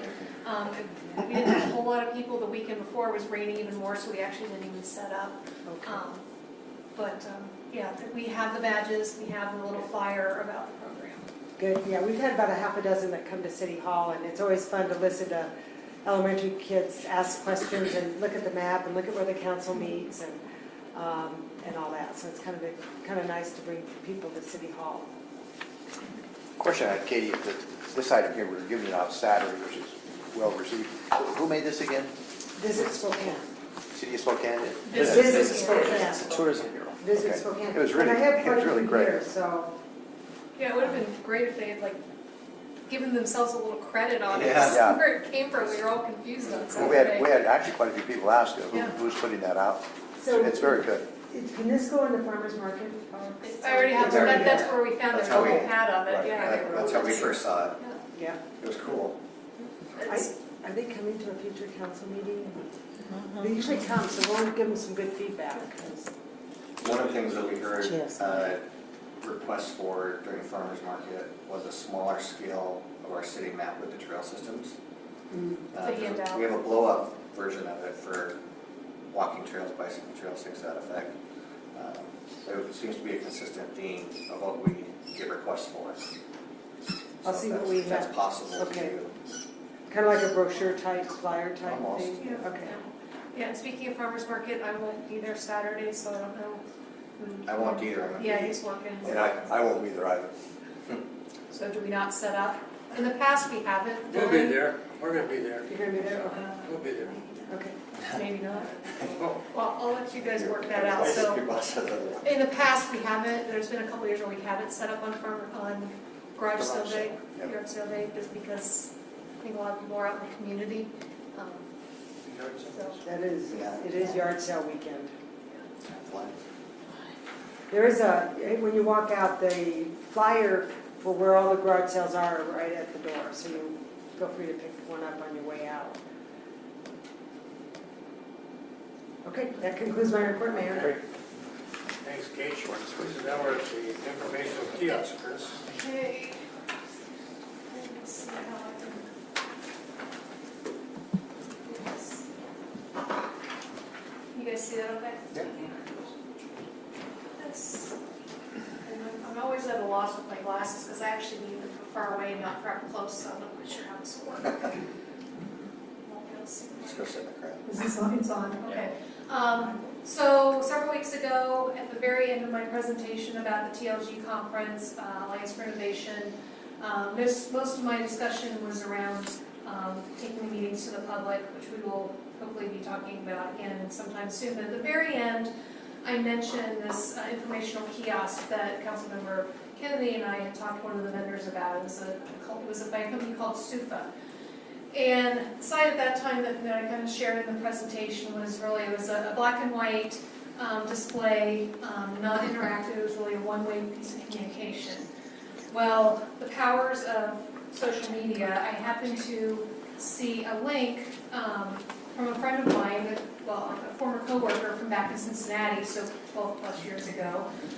He linked some information about this kiosk that was being put in a couple cities around, back in my old stomping grounds in the Cincinnati, Northern Kentucky area.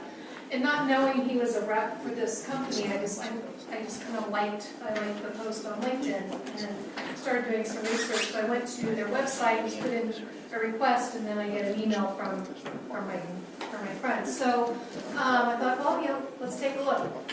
This is only one example of one company that does these things. I don't know what else is out there, so we're going to get to that in the presentation. But I wanted to share this kind of next generation in my mind, past what I had mentioned during the first presentation of what is available with regards for us to try to interact more real time with our people in our parks, maybe in some retail areas. So if we can just go ahead and go to the next slide, and there's a video. I'm not quite sure how good the audio is. It's just a brief presentation at a trade show.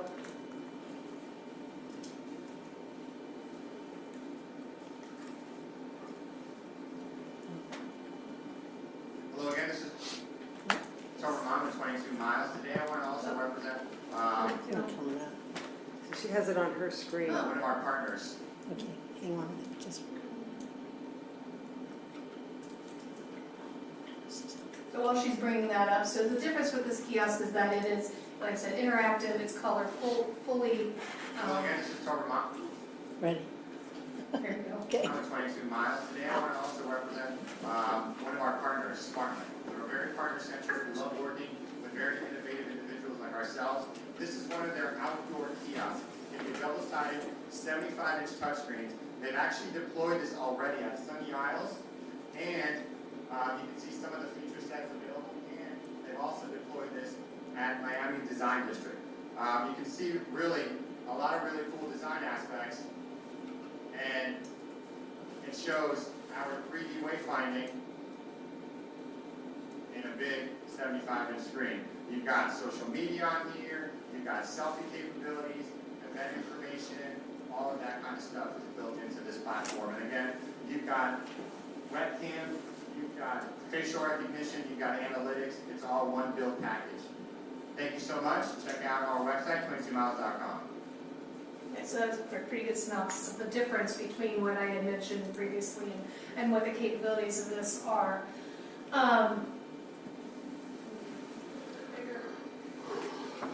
So in the spirit of trying to interact with our community members, I took got a couple snapshots out of the presentation that the company put together for me. I did have a conference call with them just to try to get some information for the council's benefit. I was very clear that I am one of 7, this is just an idea, we're gonna talk about it as a council, don't know if it'll go anywhere, but I just kind of want to bring the idea forward.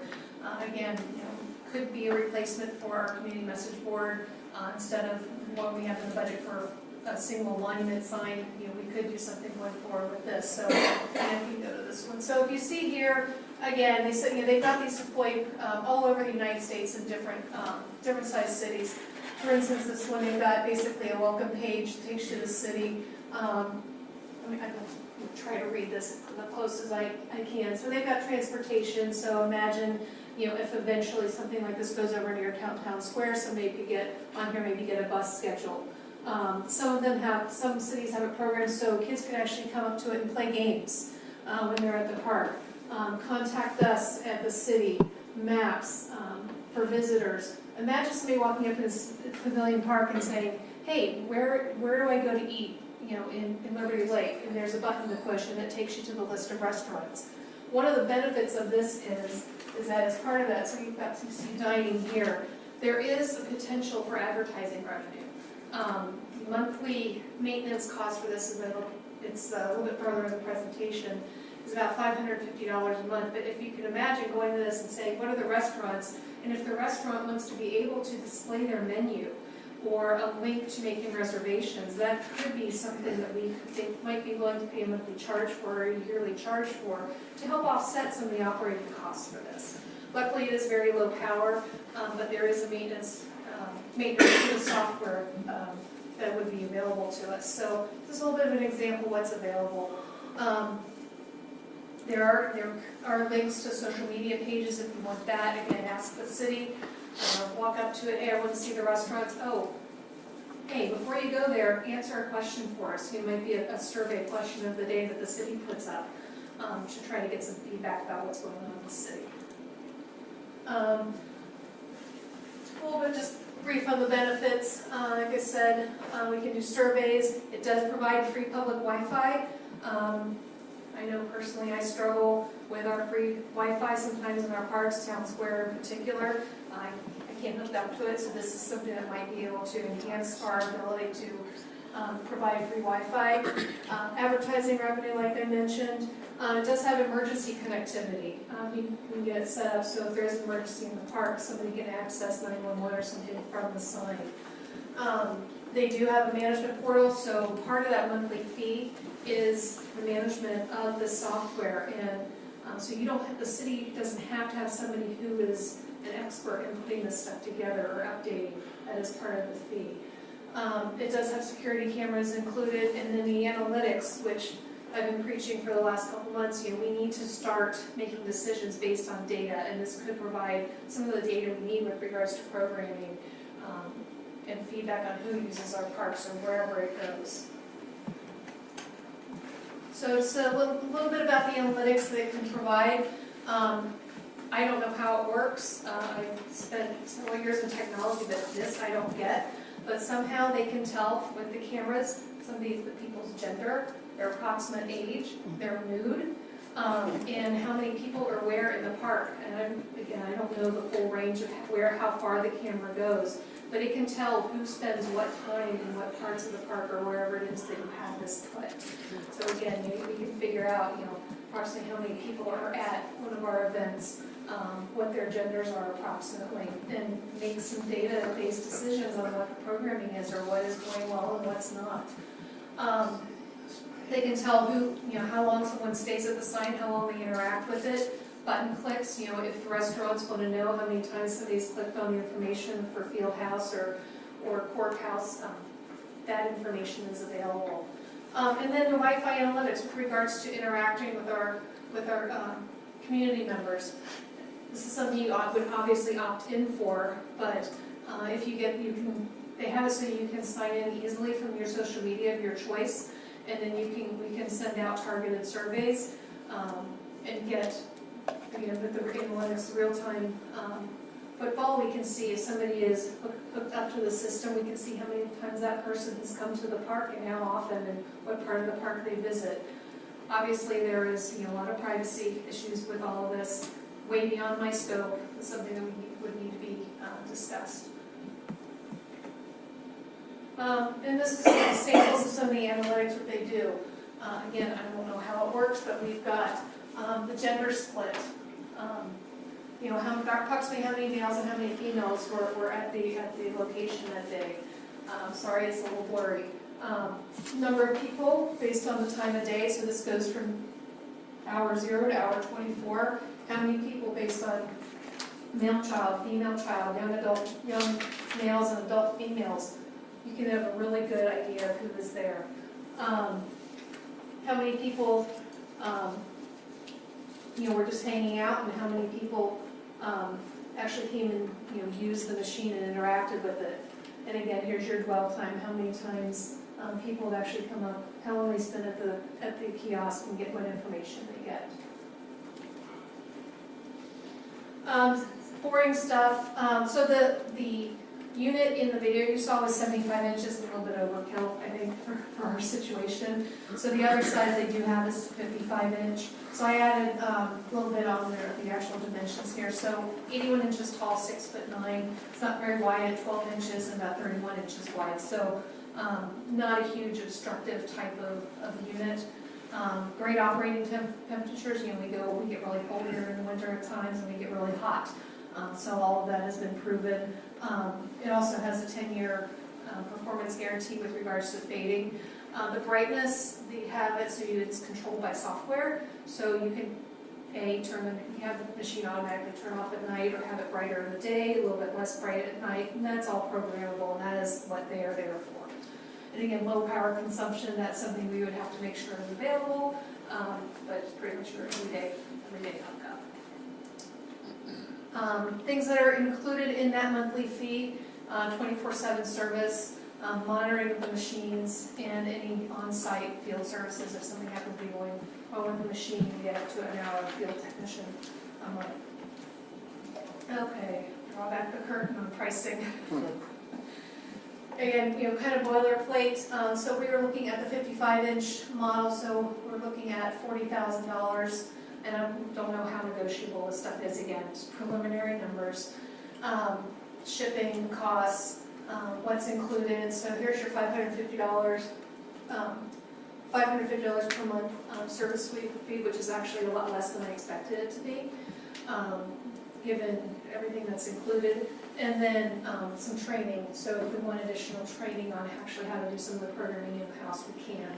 Again, we would have to make sure the electricity and connectivity was there. Preliminary numbers. So sort of, go to the next one. So sort of, you know, what's next? If you guys have any questions or feedback, there's a lot more information in your packet, but I know the citizens don't get the packet, so that's why I'm going to put the basics together here. The question is, you know, how many, when, you know, my suggestion would be, you know, start with one. I did see, when I was rereading through the packet, I did notice that the first time they do have a lease program.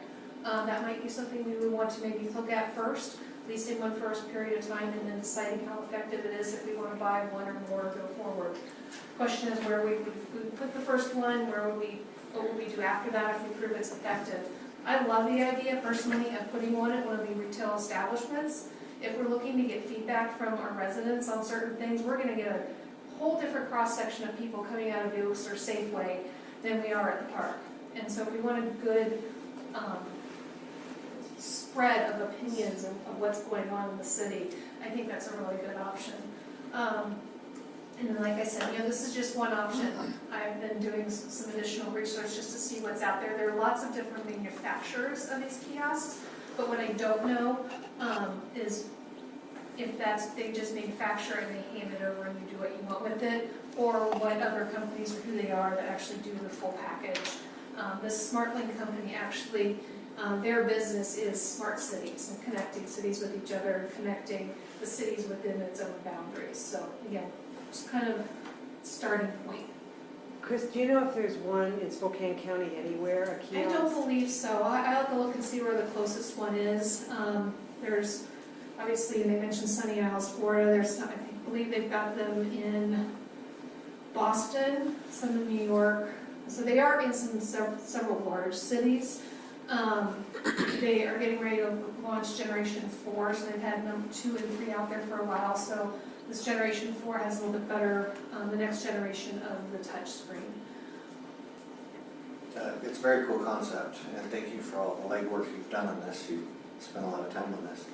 I didn't see in the packet, or maybe you heard in your discussions, that it's not something we need to learn more about, is the security measures in place for people hacking these systems, and what they put up there, or what they can hack into and see would be a concern. Yeah, and those are questions, you know, that if we wanted to go down this path and do some more research, that, you know, we would have to put together.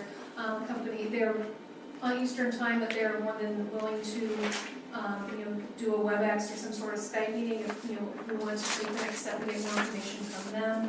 But I just didn't know, you know, at this point what the next step is. Do you want to ask staff to do some more digging?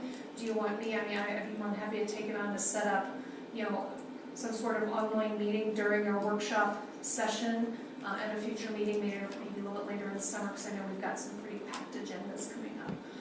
But I'm just kind of looking for that feedback. Where are they based out of? Where are they Northern based out Kentucky, just across the river from Cincinnati. of? Kentucky. I'd be interested in finding out more information, especially about the possibility of leasing, and try to get some feedback to see where we're at on using it. But thank you much for the work that you've done. So do you guys want me to try to set up an online meeting with a couple of our, because I've been talking with I said my friend's the rep, but the phone call I had was with one of the owners. I think one of the things that we could do, and from a staff standpoint, is try to put together, maybe Jennifer and Katie, kind of areas, the different financial packages. They have these at Hennington Center down in Gonzaga. Henningsen. Hennington Center, they have about 4 or 5 within their deal. And so you can maybe touch base with those guys and see how effective they are. Yeah, and see who the manufacturer is. I'd love to know who Yeah, else is out there. because they're a little bit smaller, again, and you start to look at, you know, there's a big size for the park, like Chris says, and then there's maybe the size of each one of the supermarkets. And also, maybe we could tie into, as long as, quite frankly, you start to look at where the most traffic is. I mean, look at the bigger cities, their traffic is on the corner sometimes, right? Our most traffic is in, say, for Oaks, in and out. So you may want to check with Vanderbilt to see what's the opportunity to put something like this within his establishment. So we can follow up with some other cities, to call some cities that actually have it, and I know Jennifer and I were talking about, we have one of those old-fashioned kiosks up at Pavilion Park that tells you, I don't know, flyers and reservations and all that, so probably, I always like pilots, because pilots let you test drive it and see what works and what doesn't, and maybe we look at leasing, and I'm just throwing out ideas, but we do a little bit of research and then think of a way that in 2019, maybe we could include something in the budget to move an idea forward and test drive it, and especially if they had like a 1-year lease, we could see. Yeah, I really like the lease idea. I wish I had noticed that earlier. Because we're not fully committed. Depends on what the ROI is. I mean, we're talking under $50,000, the full setup. I don't know what the lease would be. And then I guess too, there's some, you know, parental controls, and I don't know all the technology stuff either, but yeah, so I think maybe we call other cities, look for a potential site, and maybe, Mayor, when you put your budget together, we could put some costs in there and test drive it before you jump in. And again, I like, you know, you guys to think as well, we've got, what is it, $80,000 in the budget for another monument sign. Is this something that potentially could maybe take the place of it? I don't know, just because that is already in the budget.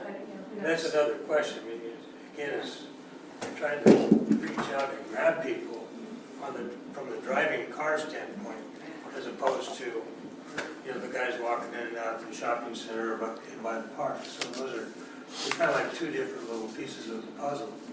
But I still think that if we could get you and Jennifer, maybe our Parks Commission or chair or whatever. That sounds great. You know, Chris, and then get some other information we collected to make informed decisions target for September.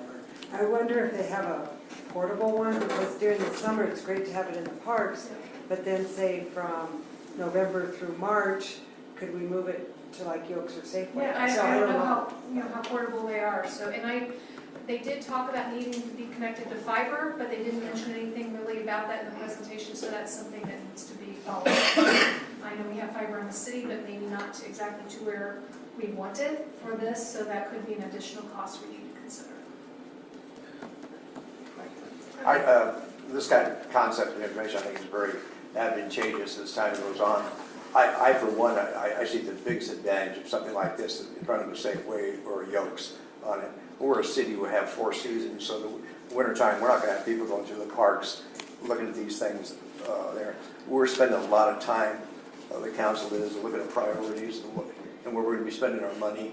I think this is a great idea, but I would also caution that we have other things that we're also addressing in this financial deal, that I don't see where this would become setting a priority to take our staff in that direction, that I think that this can come in addition later on down the road as we start figuring out what all of our priorities are, even the small ones. This is something I think would be collaborative, excellent to work with Safeway and Yokes, because if you think about citizens coming into this town on a consistent basis and customers, or anybody, they go to the grocery stores. That's the one common area. It's not the park. It's not these areas that in the wintertime or bad weather, they're not out there where they're going to interact with something like this. So those 2 locations, I think, would be absolutely prime to get people's input, and also could be collaborative to work with the property owners to see if there's something they're willing to put in, or maybe there's some type of program we could work with them. So I think it has some merit. I just think where the priorities are. Thank you. Thanks. Thanks, Chris, good job. Strategic planning, please. Thank you, Chris. Can't hear that for last year.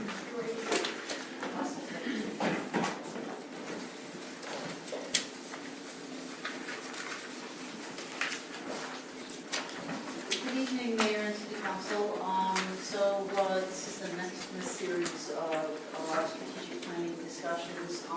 Today, hoping to review your capital project prioritization and see if there's other projects, capital projects that should be included on the list that maybe have not been.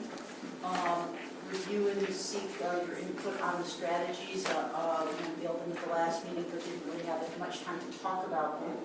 And then, because I know you have identified as the first priority, if we have time to do a little drill down on quality facilities and infrastructure. And we really want to talk about the process, the schedule for the annual update to the capital facilities plan and the 6-year CIP. And then if we have time, maybe just touch on graphics. I was hoping to have a little more information to share with you today, but talk about what the process is and what you're thinking about in terms of the graphic piece of this. So, first of all, I also want to go over our updated schedule on this. I got some feedback that we might be being a little aggressive on the timeline, and so again, looking at July 10th. Perhaps we can do another strategic plan workshop where we review any revisions from this workshop today, and review and discuss prioritization for any new projects that we might add to the capital projects list, and then maybe take a deeper dive into the discussion around graphics. Again, July 14th and 21st, if you're ready, we could think about having some boards at the farmer's market and getting some materials out on the city website and mail flyer, and could be looking at the 24th or the 31st for community council open house. Now, it still feels like an aggressive schedule, and so again, you have to feel comfortable with the materials, but I want to keep it out there as to what the process is.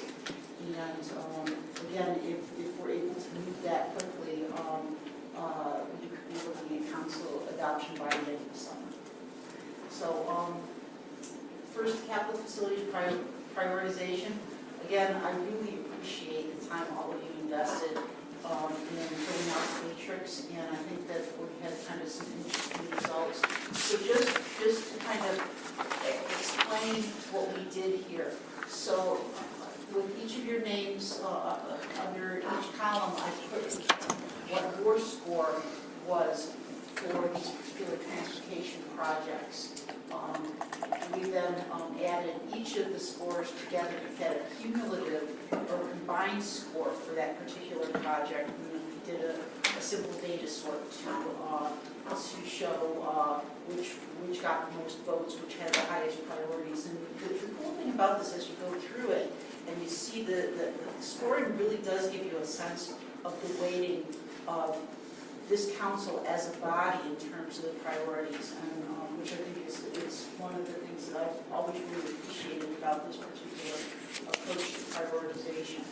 So clearly, Harvard Road Bridge widening and Henry Road overpass with Country Vista and Legacy Ridge intersection improvements are really your top three. After that, we're looking at Apple Way, Ave, Madison Road traffic signal. And one of the things I do want to remind you, we talked about this as it relates to transportation. It's important to understand what your priorities are, but it's also important to keep in mind that transportation improvement projects are somewhat driven not just by the priorities, but also by the data. They're data driven, and they're driven by availability of funding. So if we have the data and the warrants and the potential funding source, something that might be ranked more in the middle could actually move up the chart. Again, keeping going, streets, pathway, and pedestrian safety improvements came in right after the Madison Appleway signal.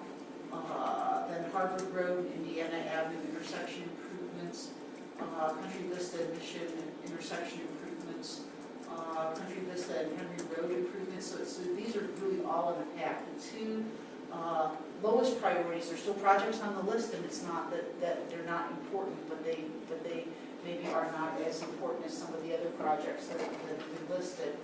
Are Country Vista and Appleway intersection improvements, and Appleway improvements Fairway to East City limits. And so before we go on to the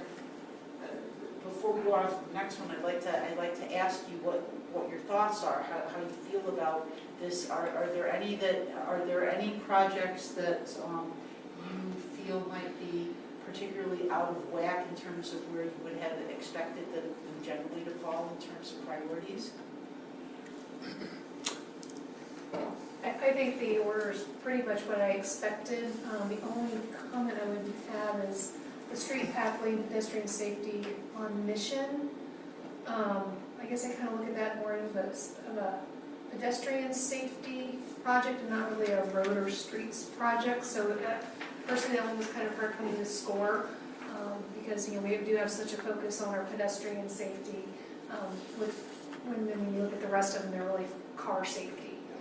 So that was the only observation I had. Again, I think that as you think about this, and you may want to clarify some of these, you might to put street pathway pedestrian safety. Now we focused on Mission Avenue, and obviously because of the school.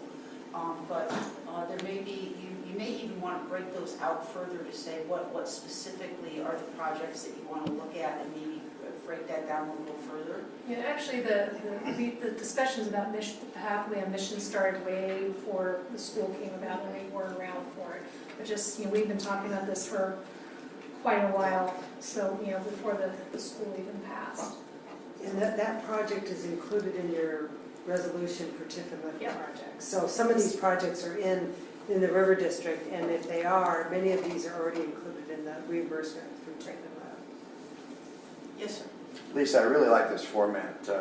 I like the quickness we're able to look at the numbers and realize the priorities change as we go along. It's nice to be able to see this. But I also have to, as I mentioned to you a few days ago last week, that this council spent numerous meetings and hours doing this previously before you got here. And we were just to the point of where it was going to be tabulated to show where all of the priorities were of all 7 individuals, or the top 5. So the thing I would be most interested to see, all the time we put in before this, how does this new one compare with the old one? We can definitely look at that. One of the things that, again, that Katie had mentioned to me was the difference is that there were projects in there that have already been completed, or there were projects that are already funded. There are projects that in there that were driven by others, that they're developer driven, and there are projects that have been in conversations that have been added to this list that weren't necessarily in there. Yeah, let me give you an example, Mike. So for instance, the Public Works yard was not in there. Right. And yeah, so anyway, I think this, we can bring back that information. I'm gonna guess that there's not a lot of difference in your priorities. What is different is that what she gave you were more up to date. Oh, I appreciate that, and I do realize that there were some things that were added to that, and that's a benefit, if we have the flexibility to add things in there. But I do want to point out again, reiterate, we spent a lot of time. We spent a lot of time putting that information forward, and we were just to the point where we had the top 5 from all 7 individuals, that we were going to tabulate that, and then we went to the new format, which I do like this new format. But I really would like to see, and I would like to hear from the rest of the council, do you support seeing how all those hours we put in originally compares to what we just put together? Because if not, why did we do all that in the first place? Well, I don't see those hours as wasted. I see it as preparation for this. I think if we had had this format back then, we would have probably been a lot farther along in the process. I agree with you, but I would still like to see what that was formulated for, with this information that was there, with the mindset of the council at the time. So on that note, just to kind of bring it all together, then Lisa, when we bring this back on July 10th, why don't we show you a side-by-side comparison of that work and this work? Excellent, yeah. Lisa? I think I'm hopeful what it'll do is show how we're advancing in the right direction. Not that we do all this work, and then, let's throw that off the side and start with a new wheel. Absolutely. Lisa? Thank you. So yes, we absolutely will. Lisa? Yes, sir. Thank you. I want to go back to a comment you made kind of at the beginning of this to make sure I heard what I think I heard. Was that you made some reference to the fact that something in the 32 or 30% range, whatever it was, may supersede something at the 47 or 69% level, okay? Based on, I believe you said funding, okay? And I'm wondering, as a council, if because, let's just take one there, the 23 Country Vista and Appleway intersection improvements, comes out to $200,000 and we got a funding source for it, okay? How that would supersede our goal of a bigger and better project being done, because that one has an immediate funding source, whereas now the smaller funding sources will kind of naturally shift up as far as the source. So, and maybe I didn't, I maybe was a little flip in how I said that, but this gives a sense of the weight of the priorities. Some of these are huge lifts that are going to take a number of years to even accumulate the funds to do. Mm-hmm. One of the things that when you take your capital facilities plan and you start to do what Dennis did with the transportation plan, and you try and create a cash flow analysis for your 6 years to determine what can be done with the funds that you have available. You may have the $50,000 that it takes to do this one little thing that is super important in this one little part of town, and it maybe didn't rank really high on here, but you have the money in this year, and next year you'll have enough money to do the project that's really your priority.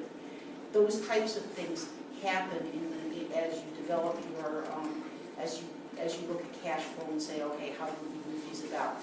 Or there's a grant program that is specific to, I don't know, safe routes to schools or whatever, that only applies to this one project that is a priority on your list, maybe just not your number one priority, but the funds are available today.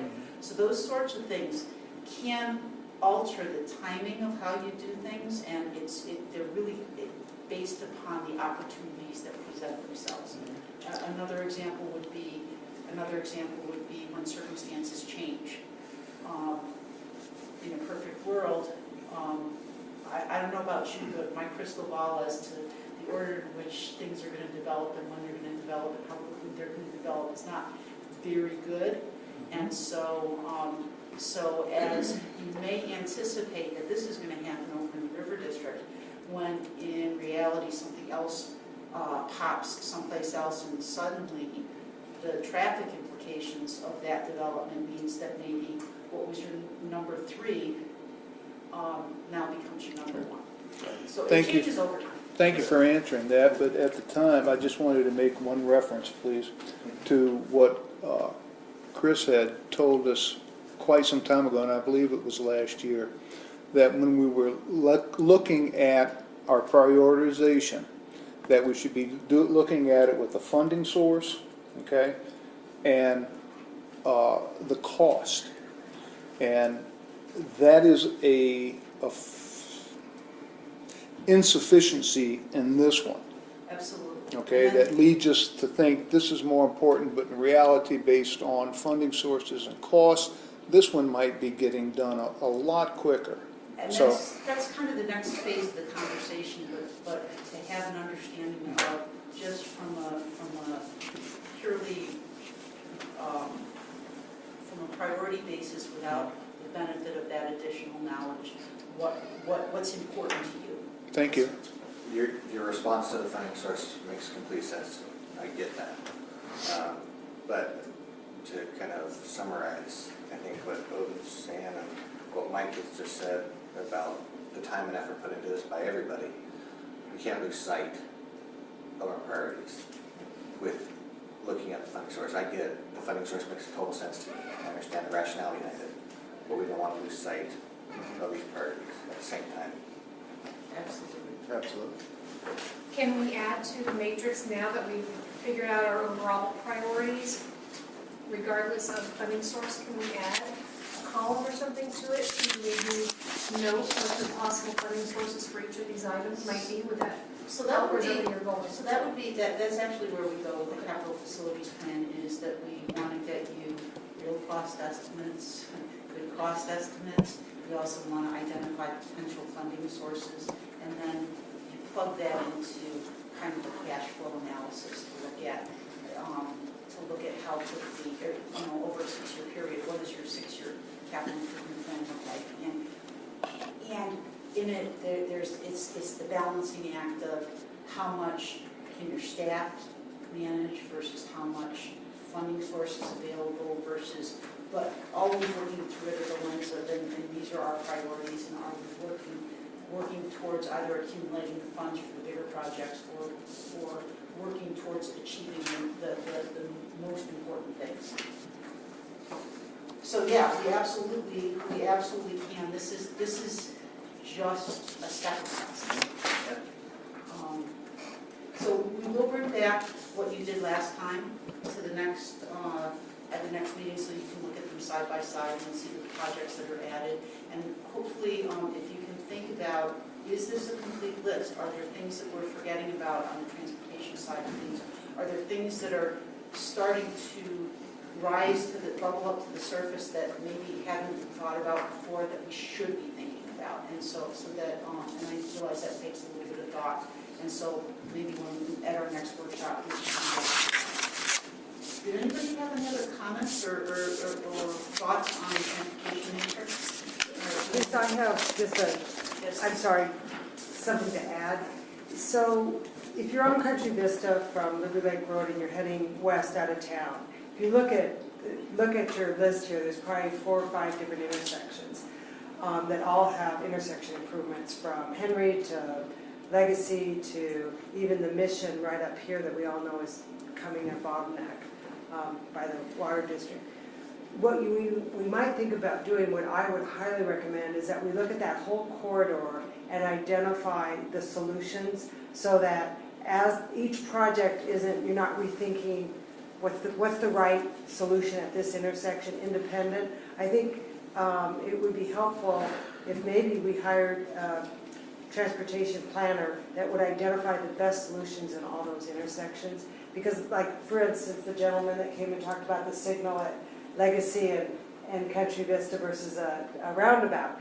I think you have to look at that whole corridor, because the whole corridor has to operate well all together. And what we don't want to do is the wrong improvement at an intersection. Right.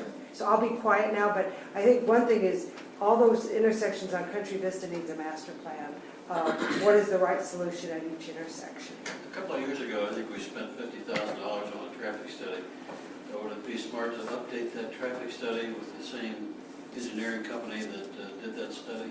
You know, that's a great comment. I think the counts have changed significantly, and they could, yes, I think a traffic engineer could take the counts, take current trip generation, and identify the right solution. So it's not just managing the trips, it's also managing the what we call the geometrics of that intersection, because visibility, elevations, number of lanes, all that goes into what the right solution is. But no, I think updating our traffic plan might be a good step. I think that, to that point, ma'am, was the fact that that would have been a good way to present it, to see how it would have come out in the matrix instead of breaking them down by individually, because my assumption is that's what we wanted to know, is by intersection, okay? And today, after we get this done, now you're proposing an overview that takes in the whole corridor, which is not a bad idea, okay? But it would certainly fly in the face of the way we prepared this. If you look at our city, the east-west corridor is Apple Way and Country Vista. Correct. And then if you go to the north side, it's Mission. And so those are important corridors, and what we want is really efficient things that operate safely and efficiently during peak periods. Just an idea. So what we don't have on there, Lisa, is a master planning of or updating our traffic studies. So I'm just throwing it out as something we might want to factor in. The other piece, when we talk about transportation, you know, this is focused on cars and intersections and things like that. But we also have bicycles and trails. And so I think really we need to have some kind of a part of the transportation plan. Should at least include trails and bicycle paths. Because there's a number of areas, even just discussing Mission right now. What does that be a trail, and how's that going to impact foot traffic, bicycle traffic, kid traffic, etc. Same thing when we looked down Henry Road, down Liberty Lake Road. Some of these other areas that have just kind of been neglected along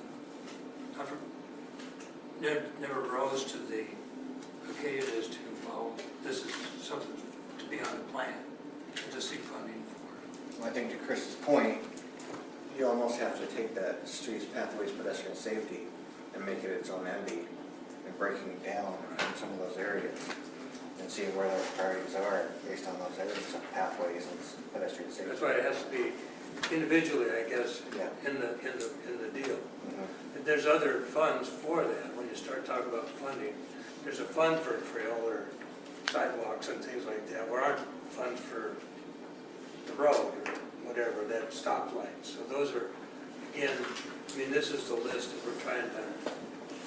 Could I make a suggestion? Could I give you? Oh, go right ahead, jump right in.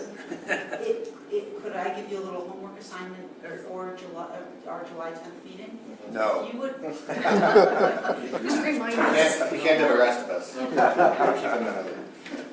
If you would think about the pathways and pedestrian safety, trails, etc., potential projects that you would like to include in this list, if you could just send me the ones that come to mind for you, I can take all of that, compile it, and send out another prioritization specific to that. So break it down into its own matrix. Yeah, break it down into its own matrix.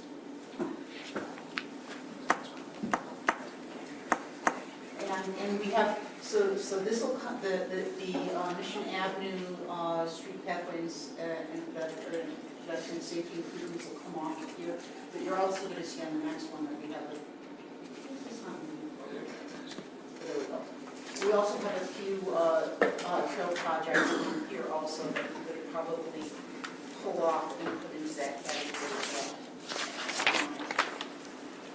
So I wanted to again share with you what came out of your parks and public facilities matrix.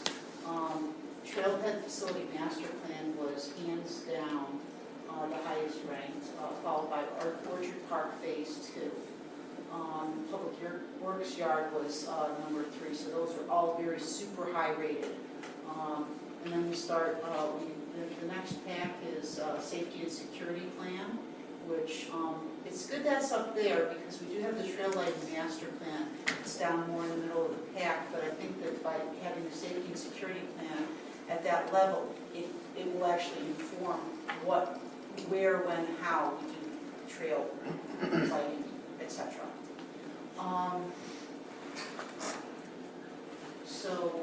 The Liberty Lake Ball Fields parking lot and maintenance road that Jen talked about in her workshop today ranked pretty high as well. Again, I'm not going to go through the whole list, but it really, you have some really high priorities in the first 4, and then a pretty good grouping of in the middle, and then a couple at the bottom that kind of that really are still, and I want to say this, they're still on the list. They just didn't rise as high as some of the others, and that was the wayfinding signage program and the Upland Trail. Yes, sir. When you bring back the potential for funding sources for these different groups, when we start discussing that, is it possible to get this updated as completed with the council member hasn't done it yet? Yes. Because I don't think it's complete until we have everybody's input, honestly. I would agree. Out of fairness to everybody, I think we need to have it I would complete. agree, and it was Because it could change the variance of this dramatically. Yes. I voiced quickly that it matches my observations. I'm happy to go on to provide and apologize for the delay in response, but this matches my observations. Cool. It really is interesting to see how close everybody really is. Yeah. You know, I thought that was rather impressive how the exact order, not quite the same, but very close. I feel I have to attribute a lot of that is that the extra hours that the council is putting in and the meetings and the staff, you know, working towards this. I think we're really going in the right direction. Well, and I think that to the city administrator's point, that the time that you put into that was actually prepped you well to complete this exercise. So it was clear in your mind what you needed to do. So next, before I go on I do just want to say that we'll come back to this next time. You provide me with your pedestrian and trail projects. We'll get a matrix out, send a matrix out to you, and we'll get that consolidated, and we'll bring this back with a comparison to what you all ranked individually for the other exercise that invested so much time. Would it be, I'm sorry, real quick, I just kind of thought about this. Looking at pedestrian safety, I'm kind of looking at Chief on this one. Law enforcement has incredible insight as to pedestrian safety and some of the areas of concern. Would it be possible to get their feedback on where they feel that we need some better pedestrian safety improvements for that section specifically? Because I think that their input is invaluable in this specific case. Thank you. That was a great thought. So I'm just going to blaze right through these, but I don't want us to forget where we came from, and so the mission, vision, values, and your 4 pillars or your strategic initiatives and goals from them. We've covered these a couple times, so I'm not going to spend any time on it, recognizing the late hour. I wanted to pause though, because last time touched on this very lightly. Hopefully you've had a chance to review these a little bit and really wanted to get your feedback on the action plans that we've identified, so the strategies and the tasks associated with each of those strategic initiatives.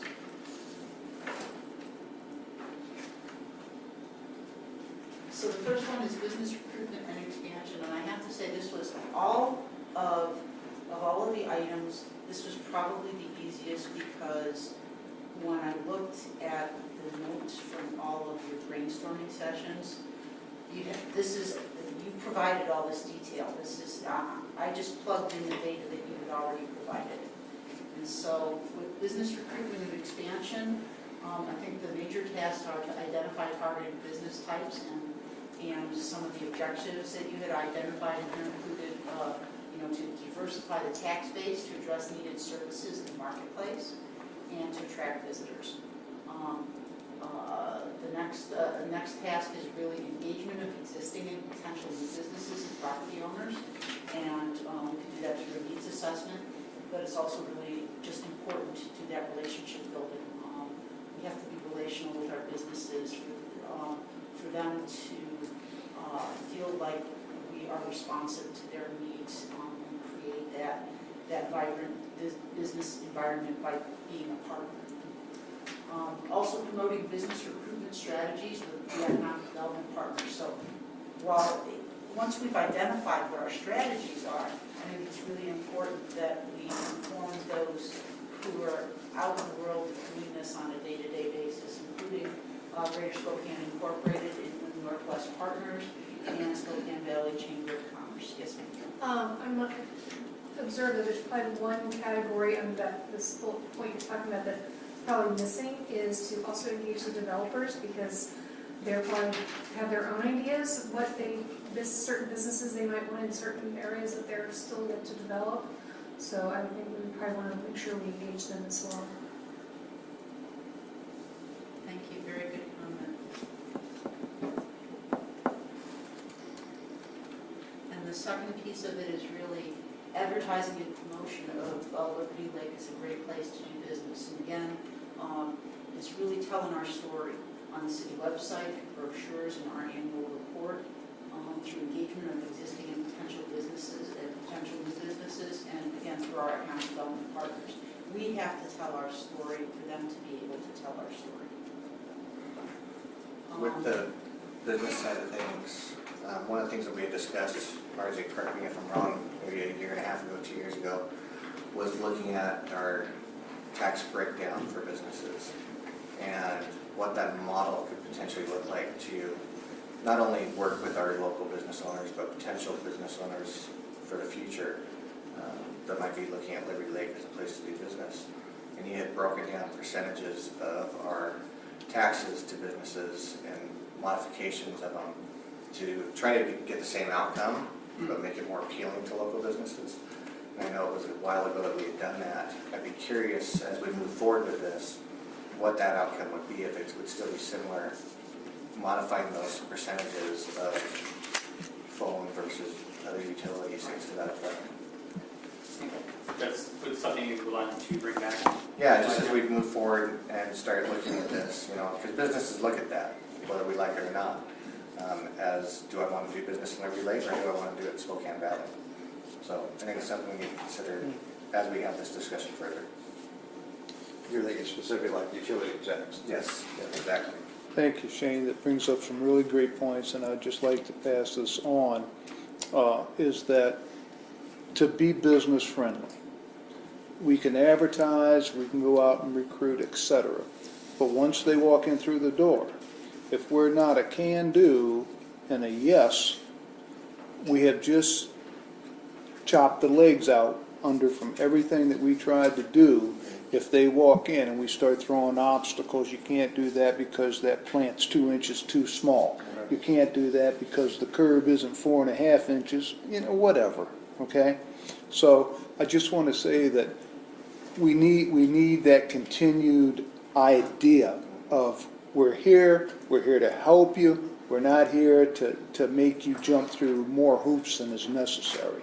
And if there's things that we need to change as a council, please bring it to our attention so we can address them, and let's see if we can find some common ground. So maybe there's another strategy in that idea, and it's something that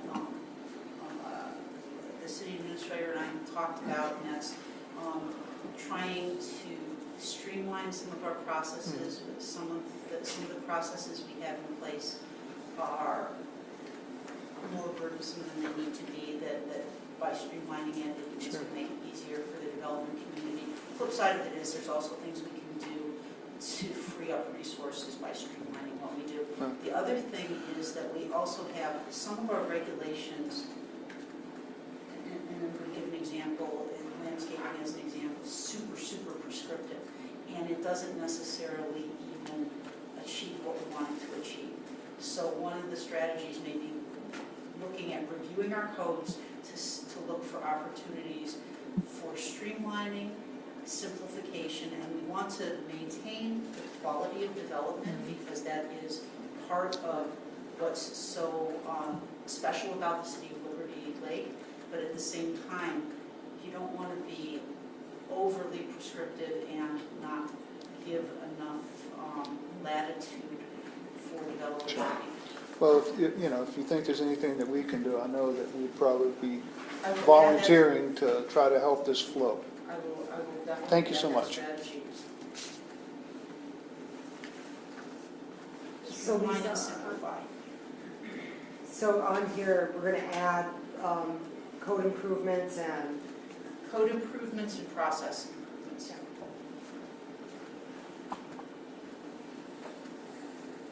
I think another strategy we should utilize is patronize our local businesses. Buy Liberty Lake.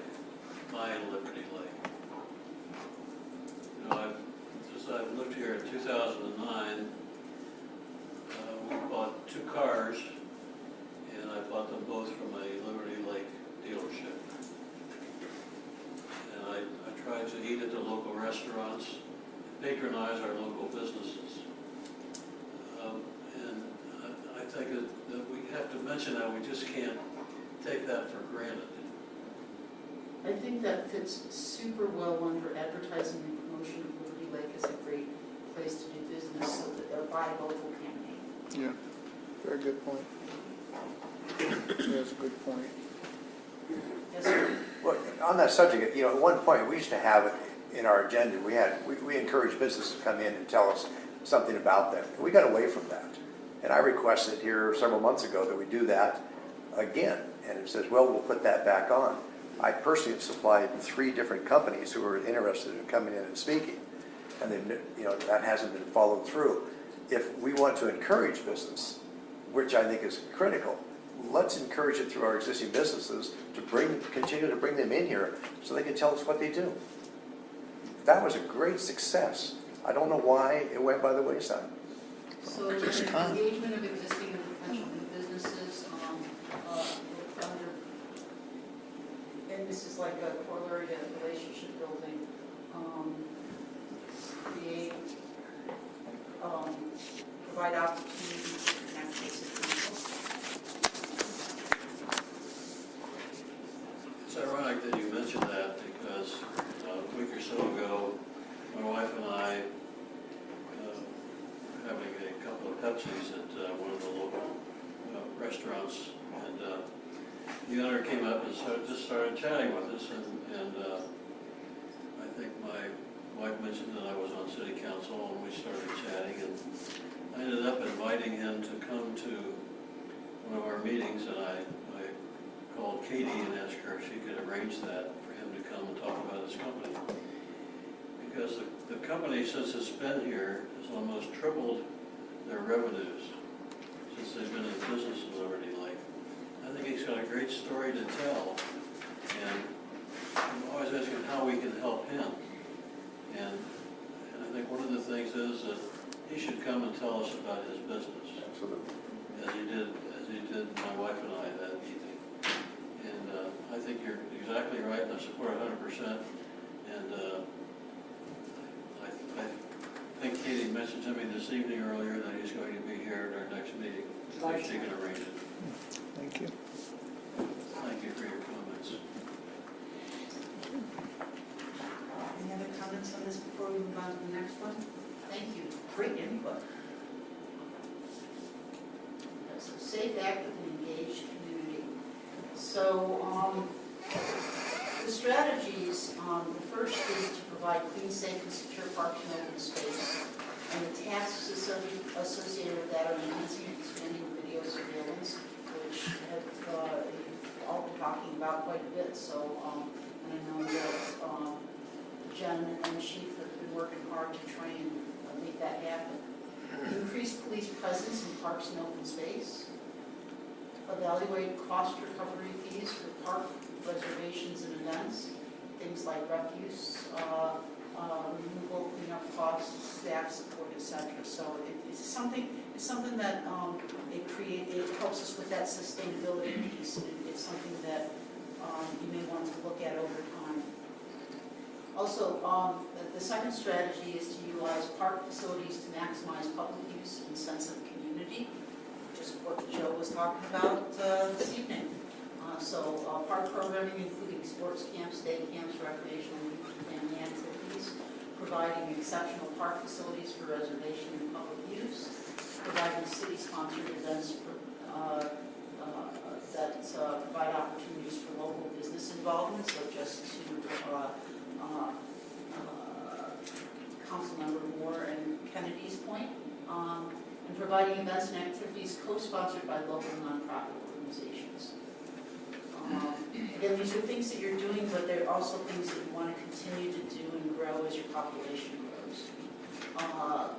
You want to communicate, connect, and engage with the public. And again, that's a big part of the conversations that I've heard just in the last couple of months through social media, through city website, electronic message boards, and information kiosks, farmers market and other events, the splash, and just ongoing, recognizing that there is the ongoing information maintenance. However you're pushing out your information, it is an investment of resources to keep that up to date.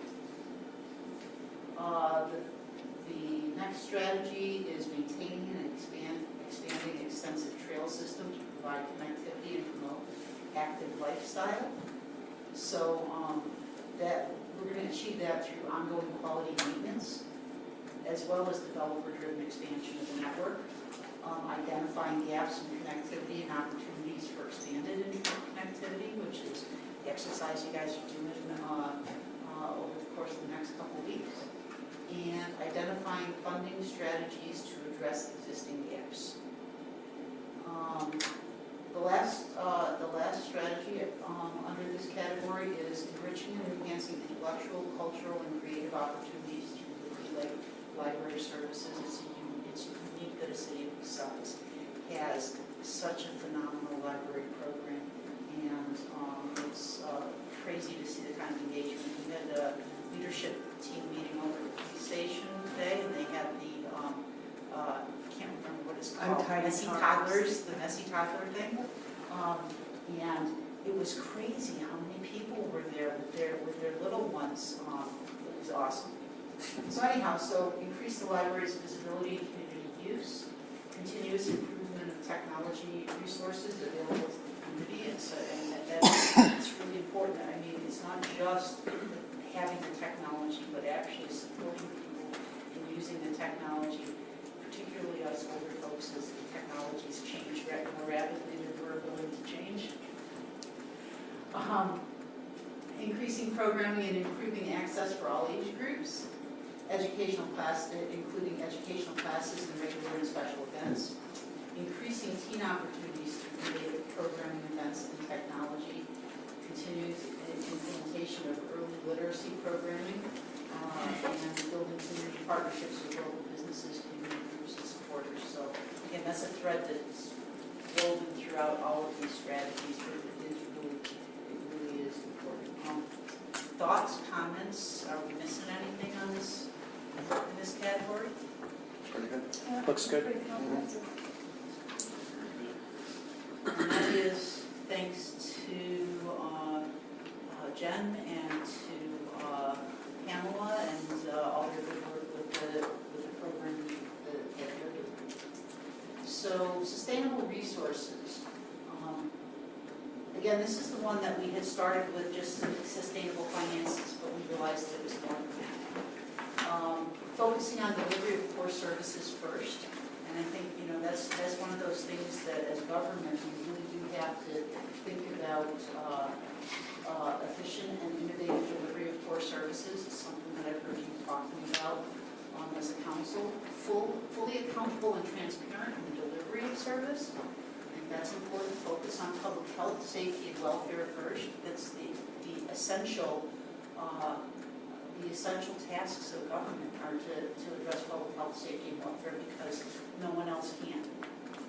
And be responsive to community priorities as resources are available. The second strategy under this category is implementing and refining our asset management plan. And we talked a little bit about this in we need to do ongoing needs assessments and evaluations in order to keep that asset management plan current. And then an asset management plan is something that changes every year. We need to refine and formalize our asset management policies and identify and implement funding strategies.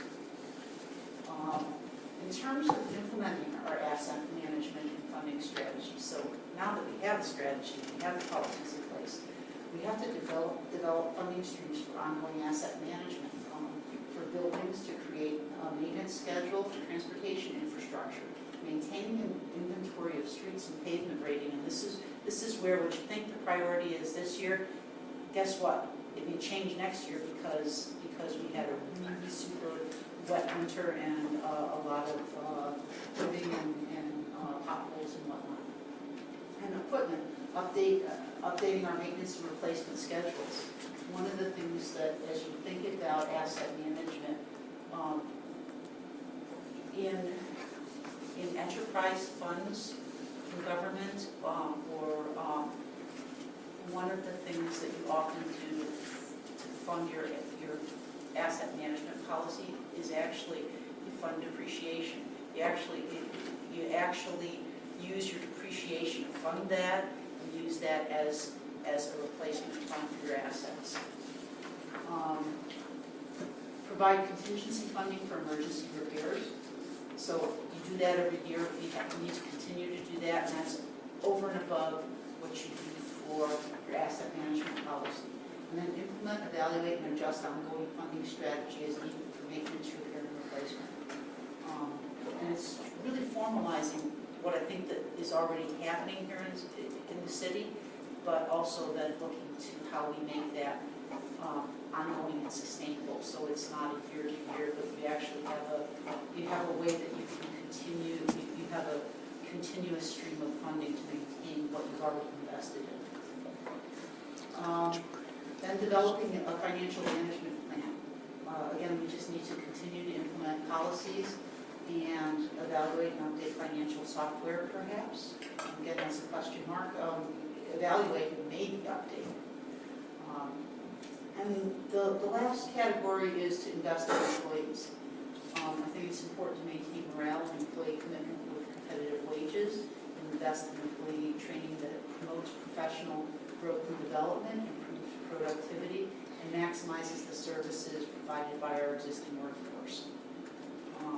Again, you get the biggest bang for your buck when you have a well-trained staff that can cover the many duties, that can wear multiple hats because they're trained to do so. I'm sorry. And so any questions, comments, additions, changes? Comment on that last one, if you can. Invest in employees, I just want to point out, the 7 council members were elected, but we are employees of the city.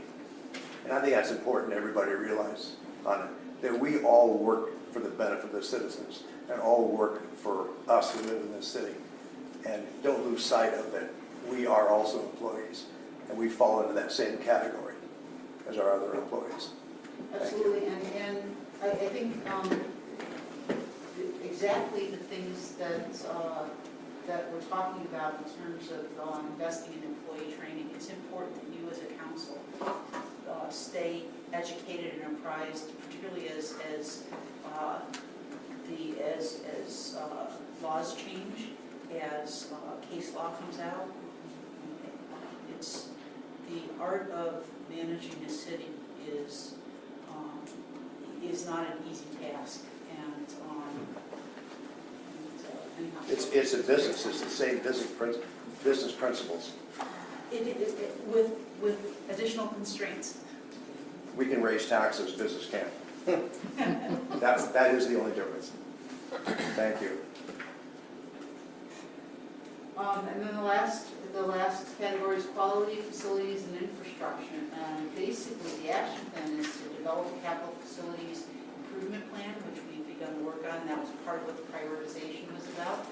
What we need to do this is to prioritize projects, develop project master plans as needed, prepare cost estimates and phasing plans, identify potential funding sources, and develop a schedule for design and construction based upon the priorities and available funding. Just a comment on that would be, we're in the middle of that, we did some of that tonight. We are in the middle of it So because you as a city well council done. said this is the thing that we Right. have to do. And that's actually a great segue because really one of the things that I would recommend strongly is that you should be thinking about annually amending your capital facilities plan. You should be reviewing it every year. It may not change a lot, but things do change. And so that's something that you should be doing along with adopting your 6-year CIP. And that should happen, you shouldn't wait until your budget to do that. You should do that in advance of your budget. It actually will make your budgeting process much simpler. So, in talking to the city's leadership team and the city administrator, we have a proposed schedule, and we looked at this dovetailing with what we're doing with the strategic plan. And as you proceed with your strategic plan, we dig a little deeper into the capital facilities. Suggested schedule would be to look at August 7th to discuss a preliminary draft of your CIP update to council, and then again, every step along the way, we're going to be asking for additions and revisions. So we'll be working through this over the month of July with what we do in the strategic plan, and that will feed into this. On August 21st, we could be reviewing revisions, presenting drafts for CIP based upon the CFP. And we could, these plans require CEPA, so by late August, we could be doing the CEPA hearing notices, having a public hearing in September, and adopting the CIP and CFP in late September to tee up for your budget discussions. And kind of what's notable here is that before we always did our CIP and our budget together. By bringing our CIP, it's a lot of work. I know Lisa's put a lot of effort into this, but by adopting our CIP before the budget helps inform the budget. So before they were always together, but by staggering them, it's really, I think it's better for us. Good sense. Thank you much, Lise. Thoughts on this? Does this approach make sense? Last thing I just wanted to share with you is I kind of took a noodle on your concepts on graphics, and I did hear your concept related to golf theme. The thought is that the image is values are golf green. Our vision is the Pinner flag. We have a golf cart, and the golf cart is labeled with the mission because that's part of how we get there, right? The strategic initiatives are the drivers, and then when we get down, when we dig deep into our strategic initiatives, the strategies, the action plans are the golf balls, and so we have the green for each one. Anyhow, it's a thought, but it's way more of a graphic design than we have the ability to do in-house. Yes. Just saying. And I was hoping to have this information for you today, but I didn't hear back from the firm that I was talking to. I'm trying to get some order of magnitude costs for graphic design to simplify your strategic plan so that you can let me know what your thoughts are, if you want to have somebody, what it's going to take to pretty it up on really the more simplistic basis versus doing something as robust as this kind of concept and let you know what the costs are, and then you can tell me whether you're happy just to work with a Word document, or if you want to invest a little bit of money to pretty it up. Are there options on things like this to go to schools I was for gonna say the same help? thing. Or You have universities around us that have classes about graphic designing. even This could become a schools? project for one of them to potentially do if we reached out to some of the teachers or professors. We could certainly look into it. I don't know anybody And they in know those way more about it programs, than we do. but- Right. I don't know anyone in those programs, but we could absolutely do some research and see if we could get somebody. And what a great project for Yeah. them to try to tackle. I don't know if I can speak, but my wife works for Spokane Community. I know they have a graphics department there. We can have her look into it. That would be great. Okay, Great. Lisa, Yes, sir. excuse me, I have a concern with this because I don't see anywhere where the mulligan is mentioned. I want a mulligan here. If it doesn't work out, the council gets at least 2 or 3 mulligans. Okay? No. If it gets close enough, we'll just kick it in and go from there. So, Great work. Thanks, thank you. thank you. Is there any citizen comments after Lisa's presentation? We invite you for your comments. If you can't think of them tonight, maybe just send an email to Lisa or whatever. Yeah, send them to Lisa. And don't forget Katie. Okay, Katie needs some emails. all right. Action items. Mayor, move action item 1 and 2 to approve June 5th, 2018 city council minutes and approve June 19th, 2018 vouchers in the amount of $1,035,395.20. Second. Second, further discussion. Just got a couple quick questions. I know we're kind of running long, so I'll make them real quick. So I've noticed with interest that over half of our Liberty Lake Water and Sewer District bill was Mission and Mulper. I can answer that. Yeah, what's going on? It's a mistake. Okay. On their behalf, on their software, we will see a credit next month for that.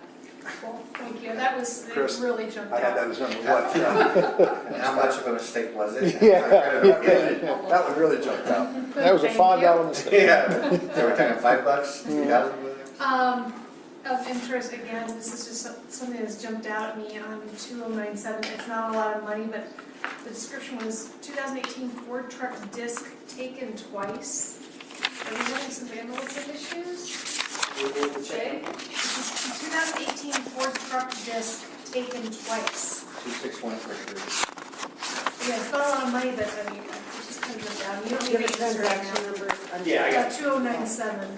And then, I was wondering if we have our Dude Solutions software installed enough that we can, if you have any feedback on how it's working yet, or is it too I've early? been starting with it. Okay, It's very simple to use. cool. So can a couple of months, maybe after you have some more use time, can you just give us a report on how it's working? Awesome. And then, there was one more. Oh, just a comment, RJ. I think it's been a while, and this kind of came to my mind after I know we've had some internet outages and things like that. Is it time that we reevaluate our computer support and internet providers? It's been a while. It has been a while. They're both on the, I think, on the advanced agendas. Okay. To come up this. Great, because Ann was gracious enough to pull the contracts. I was kind of looking at them, given the new experience I've gotten lately, because I think there's a lot more we can do for the same price. I can answer, it's a $300 bill. If you paid within 20 days, you got to deduct $300 for early payment. Oh, you paid. It was a miscommunication. When we highlighted the amount, she took an additional $300 off, thinking, so that's what that Okay, is. well, good, because I was thinking vandalism when I saw something was taken, so. All right, I'm done with my questions. Thanks, guys. I have a question.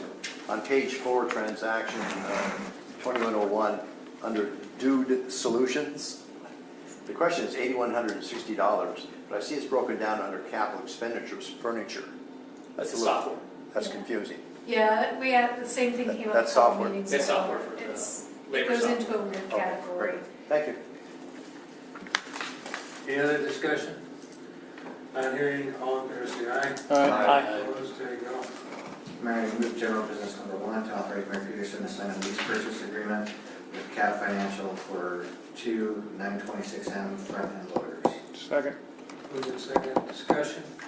Chris? Couple questions, so is this truly a lease option, or are we obligated to buy it at the end of 3 years? No, this is a lease option. Okay, that wasn't coming across that way, so I just wanted to. The way the contract is written, but Cat Financial makes the payment, or excuse me, Western States makes the payment to Cat Financial, the final payment if we do not purchase it. Okay, all right, because I remember talking about it before, but I just wanted, it wasn't Yeah, clear. and I contacted many of the other places, and they said, yes, that is the way it's written, but none of them have ever made the final payment to it. Do we have any concerns legally about That's that? why there's the additional letter agreement that's in the packet. Thank you. Okay, any further discussion? Not hearing all, in favor say aye. Aye. Opposed, there you go. I move general business number 2 to approve memorandum of understanding with Central Valley School District and Spokane Valley Fire Department for participation with the city regarding lobbying efforts for I-90 transportation project. Second. Moved in second, further discussion. Comment? Just a comment. I for one, I think it's outstanding we've been able to get all three organizations, the city, the fire department, and the school together on that. And it's great that we're splitting that fee 3 ways. I think that's commendable. Under discussion, not hearing all, in favor say aye. Aye. Opposed, go. General business number 3, to approve planning and engineering director position and salary range. Second. Moved and seconded, discussion. Not hearing all, in favor say aye. Aye. Opposed, there we go.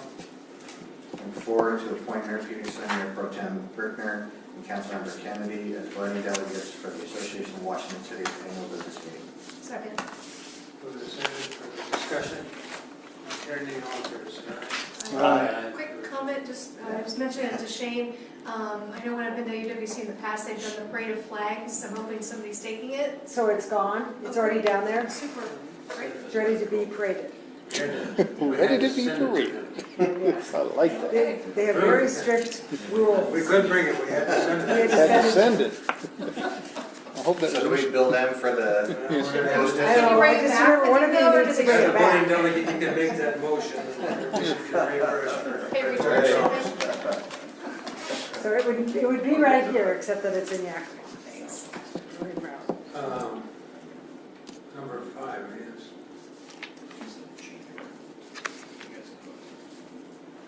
We never did number 4 yet? You just did that. No. We didn't finally vote on. On the delegate? Yeah, you all said. Oh, yeah. Your comments came after you all said that. Sorry. I was talking to you at the same time. Oh, okay. Okay. Number 5, to consideration of change order for Orchard Park. Second for discussion. The information came at the workshop. I got it. I understand it. There's a motion to consider the change order, so Second. we got a second on it, right? So we're voting to accept the change order, is that correct? Depends on the motion, so. That's the question I have. But, yes, what I believe was pointed out is that we could either deal with it tonight or postpone it to the 10th and make a decision at that part, of which I would recommend give us some time to consider what exactly the dollar amount is, because there was a $1.2 million on phase 2. Something's going to be taken off, added. I think it'll give us the benefit to look and see what does it wash out at. I would tend to support that, and I know Councilmember Rutherford brought up the slide hill. Is there more information we could get on that, renderings or something? Because it can be something, 5-foot hill with a little teeny plastic slide, or it can be something huge. I'd like to get a little bit more feel for what we're looking at. I know we looked at it a long time ago. The only thing I would ask into consideration of that as well, from that rendering standpoint, is what degree of slope you're looking at, risk of injury, the length and the height overall, because that is a concern as well. Is that risk of injury based on that degree of slope? Okay, Is there just, standards that are the norm, things like that? so, just so I understand, kind of a complete picture based on the information we have on pricing. There are some what I will call discretionary elements that we did not include in the change order, which include the community garden and the volunteer. So we took those out. Then the pavilion will put together the price that we have on the table today, and we're not recommending approving that. And then we'll bring back more information on the slide hill and the safety aspects associated with it. Okay. Is Well, there? the only reason I asked that is because I've seen a lot of pictures of them online, and some of them have a nice lower degree slope, where some of them are pretty straight down. And that's something we need to keep into consideration. And we also have the dimensions of the pavilion. I've had 2 citizens approach me when it was $400,000 and say, 80 by and what they have for comparison, think about this, is Pavilion Park. When you talk about pavilion, that's what they immediately think of. And they would say, could that be $400,000? And that's the tone. So I think that we can see the dimensions in comparison to Pavilion Park. It's going to help us better to make a decision. And what quality of gold is going to be on those columns? I guess the question on that from the standpoint of the change orders that we're considering for tent, does not include the pavilion? Correct. Yes. Our recommendation is not to include the pavilion. So we're only going to be talking about, I'm just looking at, we've got the holiday, we've got 4th of July, we've got the 10th coming up, we've got a couple other things to do.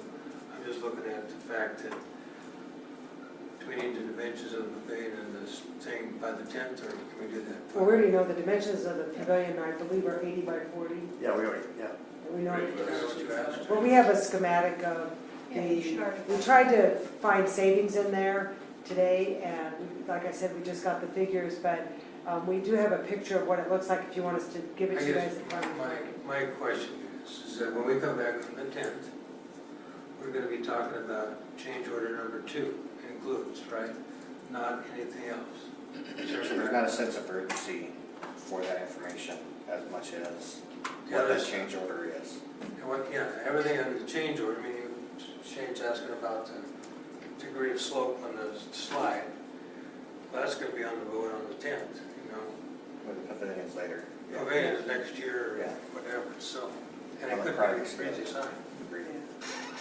So also, Mayor, there could be a decision to move forward with a change order minus the slide hill. We're going to, that could be an option. I got it. I do whatever they want to do. I just want to make sure that we're prepared to do this by the 10th, correct? Correct. So we're not going to do anything with this? Correct. We're going to defer. We're going to defer. I'm going to defer. Defer, okay, that's what I'm going to try to do. I will make a motion to table it until July 10th. Second. Move it, second to table this. Further discussion on that, not hearing all bears there. Aye. Okay, just table. Public hearing. This is the public hearing for the City of River Lake 6-year Transportation Improvement Program, 2019 to 2024. It's at 9/12, so it's only at 9/12 on June 19th.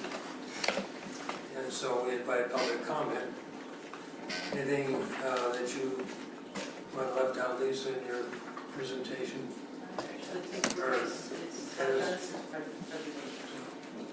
No, that's a great job. So, any other comments? Because if you don't talk now, then I gotta close it up. We have to go home, so.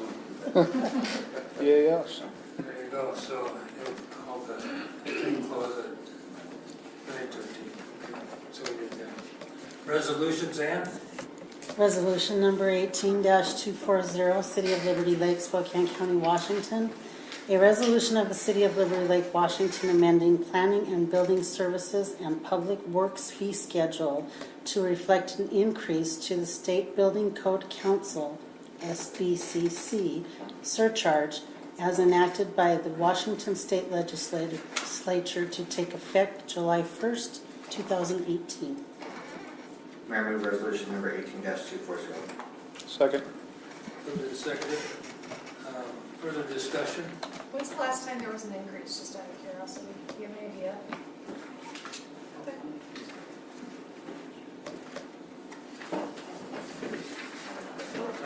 When is the last time we had the building? increase? I thought it was a couple years ago. So this is a fee that's passed through, valuation changes on a regular basis, so this is a fee that the state of Washington gets. And we don't know when it was last modified. We can find out. And No, It's not, Okay. That's where I was more curious than it is. wouldn't it nice to be? I won't make it, I was gonna say, last time I looked at my license tab, they keep sticking more fees in there, so this kind of reminds me of that.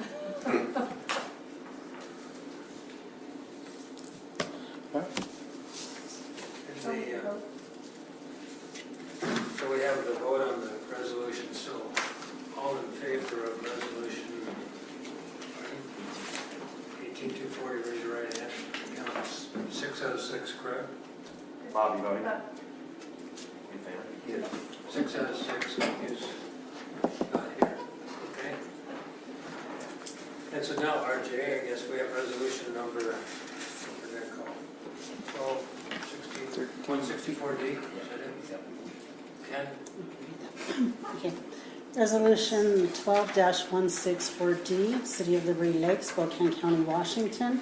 A resolution of the City Council of the City of Liberty Lakes, Spokane County, Washington, approving certain public improvements and public improvement costs and providing for other matters properly related thereto. Getting Mayor and City Council.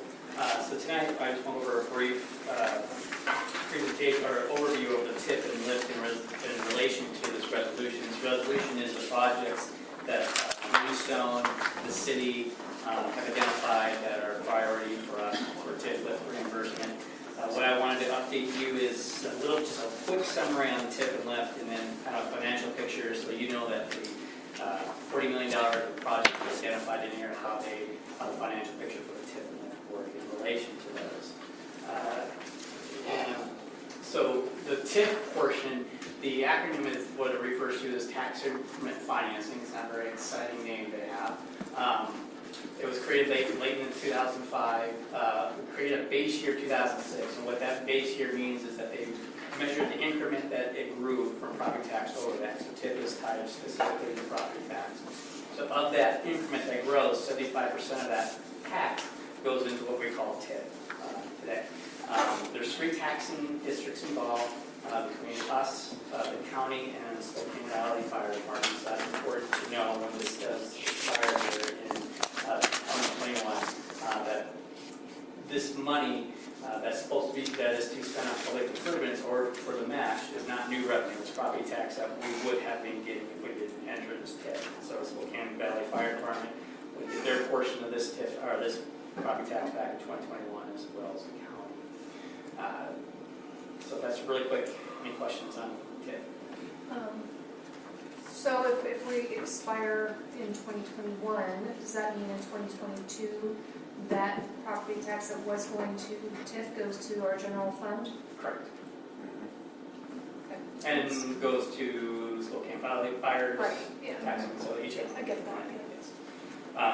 Could we extend it? That's something we could explore, but you not extend it, but renew it if we're doing forward. Those are questions we haven't explored yet. The LIFT portion, this was created a couple years later. This is local infrastructure financing tool. Great name. Created in 2007, base year 2008, measurement 2009. This is measuring how much sales tax dollars is new on top of that coming year. And if you mention knowing both the TIF and LIFT, they both started in that time where the recession was just kicking in. So it really got off to a hard, tough spot. They've rebounded very well since then. So LIFT is looking for a match. The state has, in this, the tool has said we will match up to $1 million if there is a local match to make that. So over the last, since I've been here since 2011, we've been trying to make that match to get the match from the state. So we use different funding sources. So the TIF is part of that match. So once our general TIF goes in the lift, we get that $1 million. We've used city revenues. We've the water and sewer department has had a money that they contributed one year, about $144,000. We're using REIT, private donations can be used towards that match as well. So an example I used is the 2017 TIP is going to generate about $730,000. The city match is going to be $230,000 of that. Harbor road mitigation, portion of that collection is going towards this match as well. So it's just not just general fund or REIT. There's harbor road mitigation. We also use a portion of stormwater because that's going into the infrastructure over the RDA as well. So the term on this one's 25 years, expires in 2034, again, to be spent on public improvement projects that would benefit economic development, which ties back to this resolution. That's what this resolution states. The actual original language in the original resolution and ordinance that were set up is that it has to be public improvements, but we added the economic benefit to economic development part. The current financial picture for the TIF and LIF is together they both have a balance today of about $11.2 million. They'll probably be about another 1.5 added to that pot by the end of the year. If you forecast this thing out, that total generated revenue from this point on is about $32 million. The lift, if you were to take in totality, since we started this TIF and lift, it's going to generate close to just slightly under $45 million of total revenue that would go into this fund.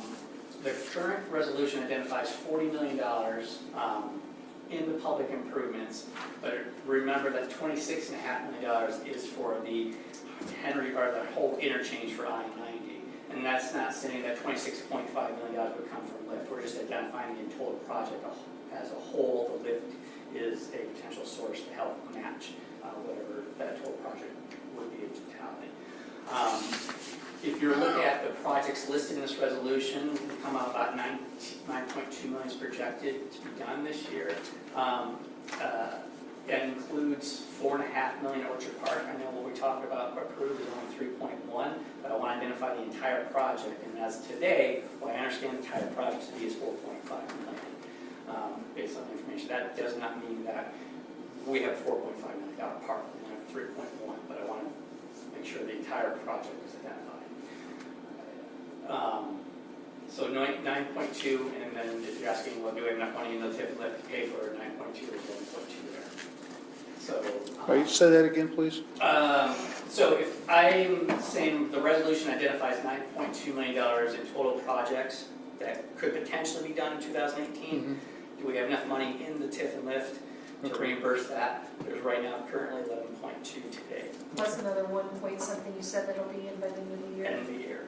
And that 9.2 includes $4.5 million for Orchard Park. We really only projected that we're going to spend 3.1 as of tonight, even though we have a change order potentially we can talk about July 10th. So the point of this is to show that there's enough money in the TIF to cover the project. That doesn't jive with what I'm reading, okay? Was that we have, if I'm reading this right, I'm not saying you, it's more than likely me, but I'm looking at 13 million just from Greenstone. So I'm only looking at 2018 projects. A couple of those Greenstone projects on the resolution are 19, 20 projects. So, I see. So we're only worried about the 600 what? It's not even totaled. So what's the total of Greenstone for 2018? Total Greenstone would be, I have it at 4.7 million. So it'd be 4.7 plus Plus our 4.5. for our 4.5. And that's almost 11 million, right? No, that's 9.2. Oh, the both of them? 4.745. So the projects are identified as to be built as 9.2 million for 18. Where I'm saying there's 11.2 right now in the fund cash. 11.2. Okay, thank you. So then the resolution identifies the projects that are included, the Greenstone projects, Orchard Park, and the interstate 90 improvements. So, any questions? I just have a comment, and it's to the council. Thank you so much for everything you did. You know, guys, we keep spending money out of lift and TIF, and we can't lose sight that this was created to spawn commercial development in that area. And so far, we spend it on a lot of stuff, and not very much would even rise to the top as commercial. Okay? So at some point, and I'm not saying these are bad projects, I'm just saying, we got to do what we said we were going to do, is use this finance tool to help us spur growth, okay, in the commercial area. So we need to think about this as these continued projects pop up on our screen. Thank you. Yes, a couple of things. Is on, I didn't see the Mission Trail or the, I guess when I start to call it the Spokane Electric Railway Trail. So Mayor, it's number 12, it's in 2019. It's on I've never here. heard that before. Well, that's the right of way, that's the county that keeps defending it, and I've had comments, you know, they're supposedly moving that over to Mission to provide the trail access. There's been comments between the school district and the hub and even the city of Spokane Valley of extending the trail along from the middle school down to the hub over to Barker. And they're putting that in their capital plan, in Spokane Valley, for starting that process. And I just want to make sure that was somewhat, I would call it a trail project is identified and lift. If there is funding available for it, at least it's put in the queue as when it becomes available or as, you know, the projects move. One of the things about, we assume all these projects get built, but sometimes they don't get built right away. So I just want to make sure that I think we should be identifying them at least in the resolution, at least that mission trail. So Mayor, for us to put it in here, it has to be in our capital facilities plans. So this is, I know, this is kind of what we're thinking is, in August, we'll put together our capital facilities plan that will include what you're describing, and then it would come back. You can amend this anytime, and then once it's in our capital facility plan, then we can amend this resolution to include it. Yeah, I just want to make sure that we're, you know, one of the things is identifying the projects that are going to impact lift, whether it's this year, next year, even 5 years from now, to Owen's point. So, I mean, you can only spend the money kind of once. And number two is, and to Owen's point, is on commercial development. Well, commercial is, we hope that it's business, but most of it's been housing and multifamily housing, like the Bitterroot apartments and things like that. Those are commercial dollars. So commercial to the state, I think, is sales tax generation, which is what the housing has been. And the other thing, I think, from my perspective, is that we've got, now we do have some of those commercial developers that aren't greenstone people, right? Starting to look at, well, how do we make our lots smaller? You know, because nobody's wanting this came up to me, a 14-acre parcel today. They're selling more like the 3 to 5 acre parcels. We have to have street access, we have to have water, we have to have sewer within our developments. And that's part of that commercial component, especially in Toledo State in the south of Mission area. And so I want to make sure that that's captured in this resolution or this process going forward, you know, to ensure that we have a focus on there. Oh God, if we have a builder, or we have a business, this is one of those somewhat incentives to have that business located here. We're talking about, well, we just got done that discussion. What leg up do we have on Spokane Valley? Well, this is at least one of them. So that's why I want to say, Lisa, make sure that we're making sure that we're having all this stuff on the list as we go forward. Because in the future, and when the TIF runs out in the 2021 or whatever it is, 22, when it runs out, part of that match money could be the dedication of the property. You know, if you're, you know, say, take it $2 or $3 a square foot, we're putting in so much property. That's part of our match into the fund. I don't know. My assumption is that we want to encourage economic development from businesses that pay taxes.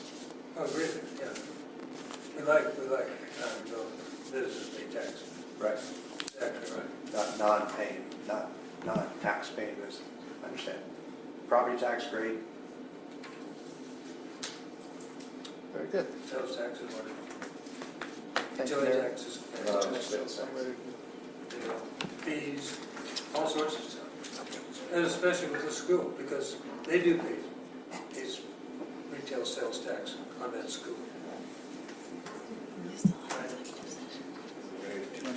Okay? I need a motion. Pardon? Ready for the motion? Good. Sorry. Who moved? Getting there. Okay, I move resolution number 12-164D. Second. Discussion? We're finished with discussion? I think we've had it. Yeah. We've had it? We discussed it. We beat it to death. Okay, all in favor, raise your right hand. I count 6 out of 6, I think. Yep. Sit down. Okay, so now we're at citizen comments.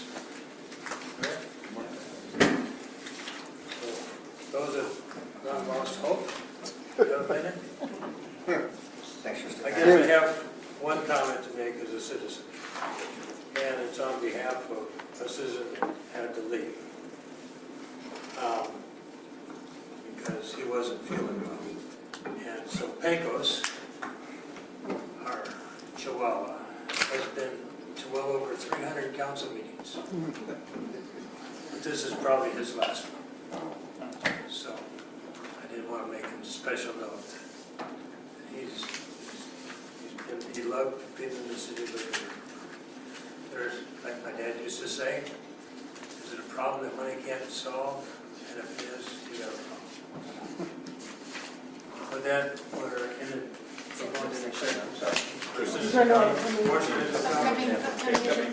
Upcoming agenda items, real quick. So Change Order for Orchard Park will be coming back.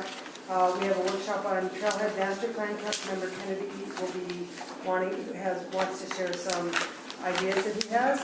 And then finally, there's a potential, we'll have the Public Works Yard lease agreement. I'm hoping, we're wanting to move this forward and then approve the Centennial Trail Agreement. That's a potential as well. Is that still the case?